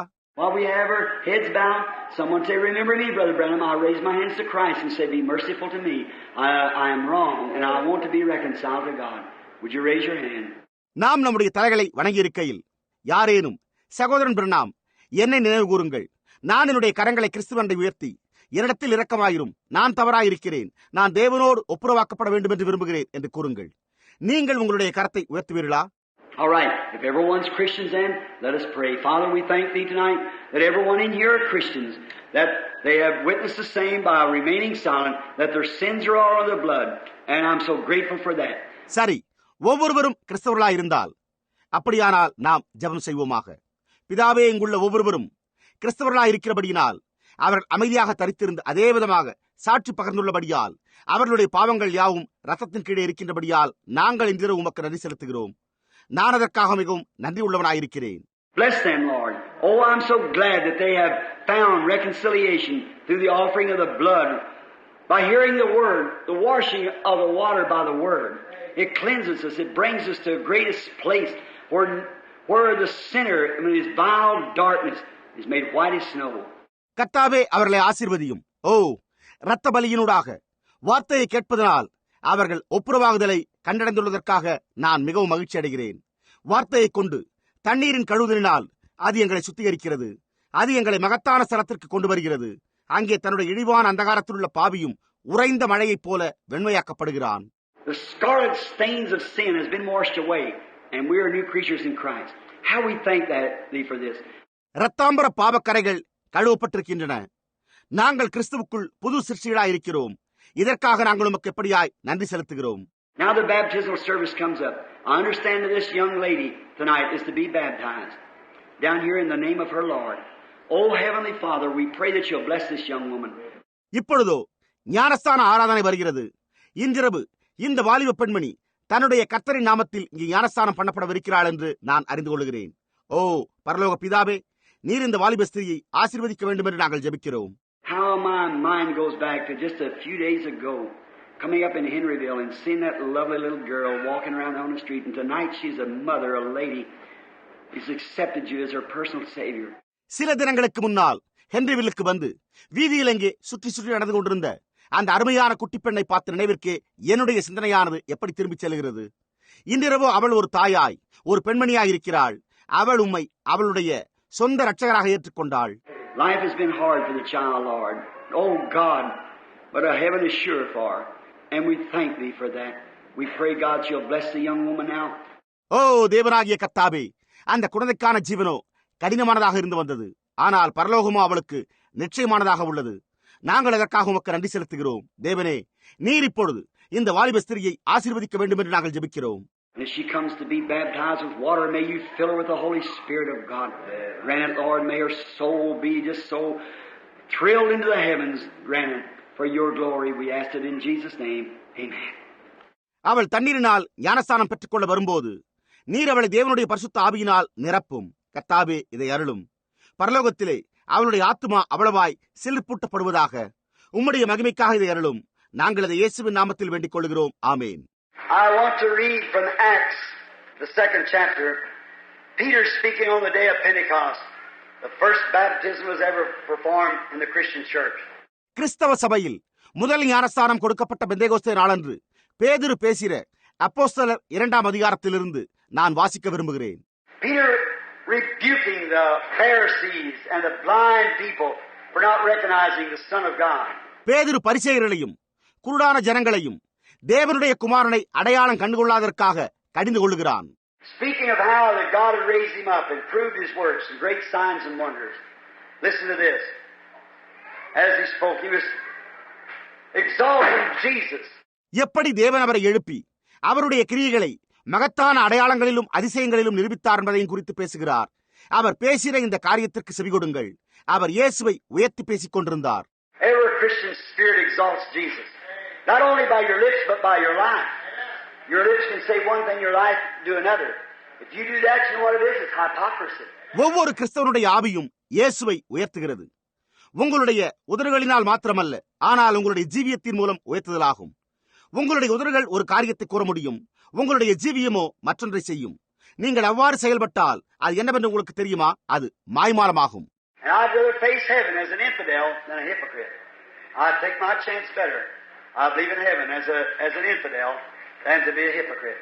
நான் ஒரு மாய்மாலக்காரனாக பரலோகத்தை சந்திப்பதை காட்டிலும் ஒரு நாத்திகனாக சந்திப்பதையே விரும்புவேன். ஒரு மாய்மாலக்காரனாய் பரலோகத்தை சந்திப்பதை காட்டிலும் ஒரு நாத்திகனாய் சந்திக்கும்படியான என்னுடைய தெரிந்து கொள்வதிலேயே தெரிந்தெடுப்பதே மேலானது என்று நான் நம்புகிறேன். Certainly, if you testify for Jesus and say He's the Savior, you live like that because people's going to expect it out of you. That's right. You live like a Christian ought to. We went through that this morning. நிச்சயமாகவே நீங்கள் இயேசுவிற்காக சாட்சி பகர்ந்து அவரே இரட்சகர் என்று கூறுவீர்களேயானால் நீங்கள் அதே விதமாகவே ஜீவிக்க வேண்டும். ஏனென்றால் ஜனங்கள் அதை உங்களிடத்திலிருந்து எதிர்பார்க்கப் போகிறார்கள். அது உண்மை. நீங்கள் ஒரு கிறிஸ்தவனை போல ஜீவிக்க வேண்டும். நாம் இந்த காலையில் அதனூடாக சென்றோம். Now, Lord willing, tomorrow night or Wednesday night, we're taking this third chapter, which is a marvelous chapter. And now, be sure to try to come Wednesday. How many is enjoying this book of Sunday school teaching? Oh, thank you very much. That's fine. இப்பொழுது கர்த்தருக்கு சித்தமானால் நாளை இரவு இல்லை, புதன்கிழமை இரவு நாம் இந்த 3ஆம் அதிகாரத்தை எடுத்துக்கொள்ளவிருக்கிறோம். அது ஒரு ஆச்சரியமான அதிகாரமாய் உள்ளது. இப்பொழுது புதன்கிழமை இரவு வர நிச்சயமாகவே முயற்சி செய்யுங்கள். இந்த ஞாயிறு வேத பாடப்பள்ளியின் போதனையை குறித்த இந்த எபிரேய புத்தகத்தின் காரியங்களை எத்தனை பேர் கேட்டு மகிழ்ந்து கொண்டிருக்கிறீர்கள்? ஓ, உங்களுக்கு மிக்க நன்றி. அது அருமையாய் உள்ளது. Now, I want to read now from Acts the 2nd chapter, beginning at the 32nd verse. This Jesus has God raised up, whereof we are witnesses. They knew it. இப்பொழுது அப்போஸ்தலர் 2ஆம் அதிகாரத்தில் 32ஆம் வசனம் துவங்கி நான் வாசிக்க விரும்புகிறேன். இந்த இயேசுவை தேவன் எழுப்பினார், இதற்கு நாங்கள் எல்லோரும் சாட்சிகளாய் இருக்கிறோம். அவர்கள் அதை அறிந்திருந்தனர். Therefore, being by the right hand of God exalted, and having received of the Father the promise of the Holy Ghost, He has shed forth this which you now see and hear. அவர் தேவனுடைய வலதுகரத்தினாலே உயர்த்தப்பட்டு பிதா அருளிய வாக்குதத்தின்படி பரிசுத்த ஆவியை பெற்று நீங்கள் இப்பொழுது காண்கிறதும் கேட்கிறதுமாகிய இதை பொழிந்தருளினார். Now listen to him speak about David, one of the angels. For David is not ascended into heaven, but he said himself, the Lord said unto my Lord, set thou on my right hand until I make thine enemies thy footstool. இப்பொழுது தூதர்களில் ஒருவனாகிய தாவீதை குறித்து அவன் பேசுகிறதை கவனியுங்கள். தாவீது பரலோகத்திற்கு எழுந்து போகவில்லையே, நான் உம்முடைய சத்துருக்களை உமக்கு பாதபடியாக்கி போடும் வரைக்கும் நீர் என் வலது பாரசத்தில் உட்காரும் என்று கர்த்தர் என் ஆண்டவருடனே சொன்னார் என்று அவனே சொல்லியிருக்கிறான். David couldn't go up. He was under the shed blood of heifers and goats and sheep. But now he can raise. He's under the blood of the Lord Jesus, for they only answered to that blood when it would come in force. அப்பொழுதோ தாவீதினால் எழுந்து போக முடியவில்லை. அவன் சிந்தப்பட்ட கிடாரி, வெள்ளாடு, செம்மறியாட்டின் ரத்தத்தின் கீழாக இருந்தான். ஆனால் இப்பொழுது அவனால் எழும்ப முடிந்தது. ஏனென்றால் அவன் கர்த்தராகிய இயேசுவின் ரத்தத்தின் கீழ் இருந்தான். ஏனென்றால் அதற்கான கட்டாயம் உண்டான போது அப்பொழுது மாத்திரமே அவர்கள் அந்த ரத்தத்திற்கு பதிலளித்தனர். When the blood of Christ come in force, all those who had died in good favor rose. That's right, and ascended into glory. Now listen. கிறிஸ்துவின் ரத்தம் கட்டாயத்திற்குள்ளான போது நற்சாட்சி பெற்று மரித்திருந்த எல்லோருமே எழுந்து மகிமைக்குள்ளாக சென்று விட்டனர். இப்பொழுது கவனியுங்கள். Therefore let all the house of Israel know, listen to this, that God has made this same Jesus whom you crucified both Lord and Christ. ஆகையினால் நீங்கள் சிலுவையில் அறைந்த இந்த இயேசுவையே தேவன் ஆண்டவரும் கிறிஸ்துவுமாக்கினார் என்று இஸ்ரவேல் குடும்பத்தார் யாவரும் நிச்சயமாய் அறிய கடவர்கள் என்றான். இதை கவனியுங்கள். What about that? Is he a third person of the Trinity, or is he the entire Trinity? He is the entire fullness of the Godhead bodily. அதை குறித்து என்ன? அவர் திருத்துவத்தில் ஒரு நபராய் இருக்கிறாரா, அல்லது அவர் முழு திருத்துவமாய் இருக்கிறாரா? அவர் சரீர பிரகாரமாக முழு தேவத்துவத்தின் பரிபூர்ணமாயிருந்தார். There is no such a thing as three gods. God the Father, God the Son, and God the Holy Ghost. That's not even in the Scriptures nowhere. பிதாவாகிய தேவன், குமாரனாகிய தேவன், பரிசுத்த ஆவியாகிய தேவன் என்று மூன்று தேவர்கள் என்று அப்படிப்பட்ட ஒரு காரியமே கிடையாது. அது வேதத்திலும் கூட எங்குமே அப்படி கிடையாது. Nowhere is it. Nowhere was we ever commanded to baptize in the name of the Father and in the name of the Son and the name of the Holy Ghost. Not nowhere in the Scriptures. It's a Catholic creed and it's not to the Protestant church. அது எங்குமே அப்படி கிடையாது. எங்குமே பிதாவின் நாமத்தில், குமாரனின் நாமத்தில், பரிசுத்தாவின் நாமத்தில் ஞானஸ்தானம் பண்ணப்படும்படிக்கு நமக்கு எப்போதுமே கட்டளையிடப்படவே இல்லை. வேதாகமத்தில் எங்குமே அவ்வாறு கிடையாது. அது ஒரு கத்தோலிக்க பிரமாணம். அது Protestant சபைக்கானதல்ல. I'll ask anybody to show me one scripture where any person was ever baptized any other way than in the name of the Lord Jesus Christ. Come show it to me and I'll put a sign on my back, a hypocrite and a false prophet, a false teacher, and go through the streets. கர்த்தராகிய இயேசு கிறிஸ்துவின் நாமத்தினாலே அன்றி வேறெந்த விதத்திலாவது எந்த ஒரு நபராவது எங்காவது எப்போதாவது ஞானஸ்தானம் பண்ணப்பட்டார்கள் என்ற ஒரு வேத வசனத்தை எவரேனும் எனக்கு எடுத்து காட்டும்படிக்கு நான் கேட்கிறேன். வந்து அதை என்னிடத்தில் காட்டிவிட்டால் அப்பொழுது நான் என்னுடைய முதுகில் ஒரு மாய்மாலக்காரன், ஒரு கள்ள தீர்க்கதரிசி, ஒரு கள்ள போதகன் என்று எழுதின ஒரு அடையாளத்தை தொங்கவிட்டுக் கொண்டு வீதிகளினூடாக செல்வேன். There's no such a thing. Never was anybody baptized that way. It's a Catholic creed and not a Protestant doctrine. அப்படிப்பட்ட ஒரு காரியமே கிடையாது. அந்த விதமாக எந்த நபரும் ஒருபோதும் ஞானஸ்தானம் பண்ணப்படவே இல்லை. அது ஒரு கத்தோலிக்க கோட்பாடு என்று ஒரு புராட்டஸ்டன்ட் உபதேசம் அல்ல. Matthew 28:19. You say, Jesus said, go thee therefore all the world, teach all nations, baptize them in the name of the Father, Son, and Holy Ghost. That's correct, but not in the name of the Father, name of the Son, name of the Holy Ghost. நீங்களோ இயேசுவானவர் மத்தேயு 28:19 ஆகையால் நீங்கள் புறப்பட்டு போய் சகல ஜாதிகளையும் சீஷராக்கி பிதா குமாரன் பரிசுத்தாவியின் நாமத்திலே அவர்களுக்கு ஞானஸ்தானம் கொடுத்து என்று கூறினாரே என்று கூறலாம். அது சரிதான். ஆனால் பிதாவின் நாமத்தில், குமாரனின் நாமத்தில், பரிசுத்தாவியின் நாமத்தில் என்று அல்ல. The name of the Father, the name, not names, of the Father. Father's not a name. How many knows that? How many fathers is here? Raise your hand. How many sons is here? Raise your hand. How many humans is here? Raise your hands. All right. Now what's your name? Not Father, Son, nor human. பிதாவின் நாமம் நாமங்களில் அல்ல, பிதாவின். பிதா என்பது ஒரு நாமம் அல்ல. எத்தனை பேர் அதை அறிவீர்கள்? இங்கே எத்தனை தகப்பன்மார்கள் இருக்கிறீர்கள்? உங்களுடைய கரங்களை உயர்த்துங்கள். எத்தனை குமாரர்கள் இங்கே இருக்கிறீர்கள்? உங்களுடைய கரத்தை உயர்த்துங்கள். எத்தனை மானிடர்கள் இங்கே இருக்கிறீர்கள்? உங்களுடைய கரங்களை உயர்த்துங்கள். சரி, இப்பொழுது உங்களுடைய பெயர் என்ன? தகப்பன் என்பதோ குமாரன் என்பதோ அல்ல, மானிடன் என்பதோ அல்ல. A woman said to me one time, who was a strict tritheist, she said, Brother Branham, but the Holy Ghost is the name. I said, the Holy Ghost is not a name. The Holy Ghost is what it is. It is the Holy Ghost, not a name. That's what it is. ஒரு சமயம் தீவிரமான திருத்துவ கொள்கையில் இருந்த ஒரு ஸ்திரீ என்னிடத்தில், சகோதரன் பிரணாம் அவர்களே, பரிசுத்த ஆவி என்பது ஒரு நாமமாய் உள்ளது என்று கூறினாள்.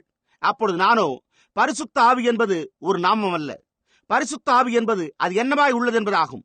அது பரிசுத்த ஆவியாய் இருக்கிறது என்று கூறினேன். ஒரு நாமம் என்றில்லாமல் அவ்விதமாகத்தானது உள்ளது. நான் ஒரு மானிடன், ஆனால் என்னுடைய பெயர் மானிடன் அல்ல. என்னுடைய பெயரோ வில்லியம் பிரணாம் என்பதாகும்.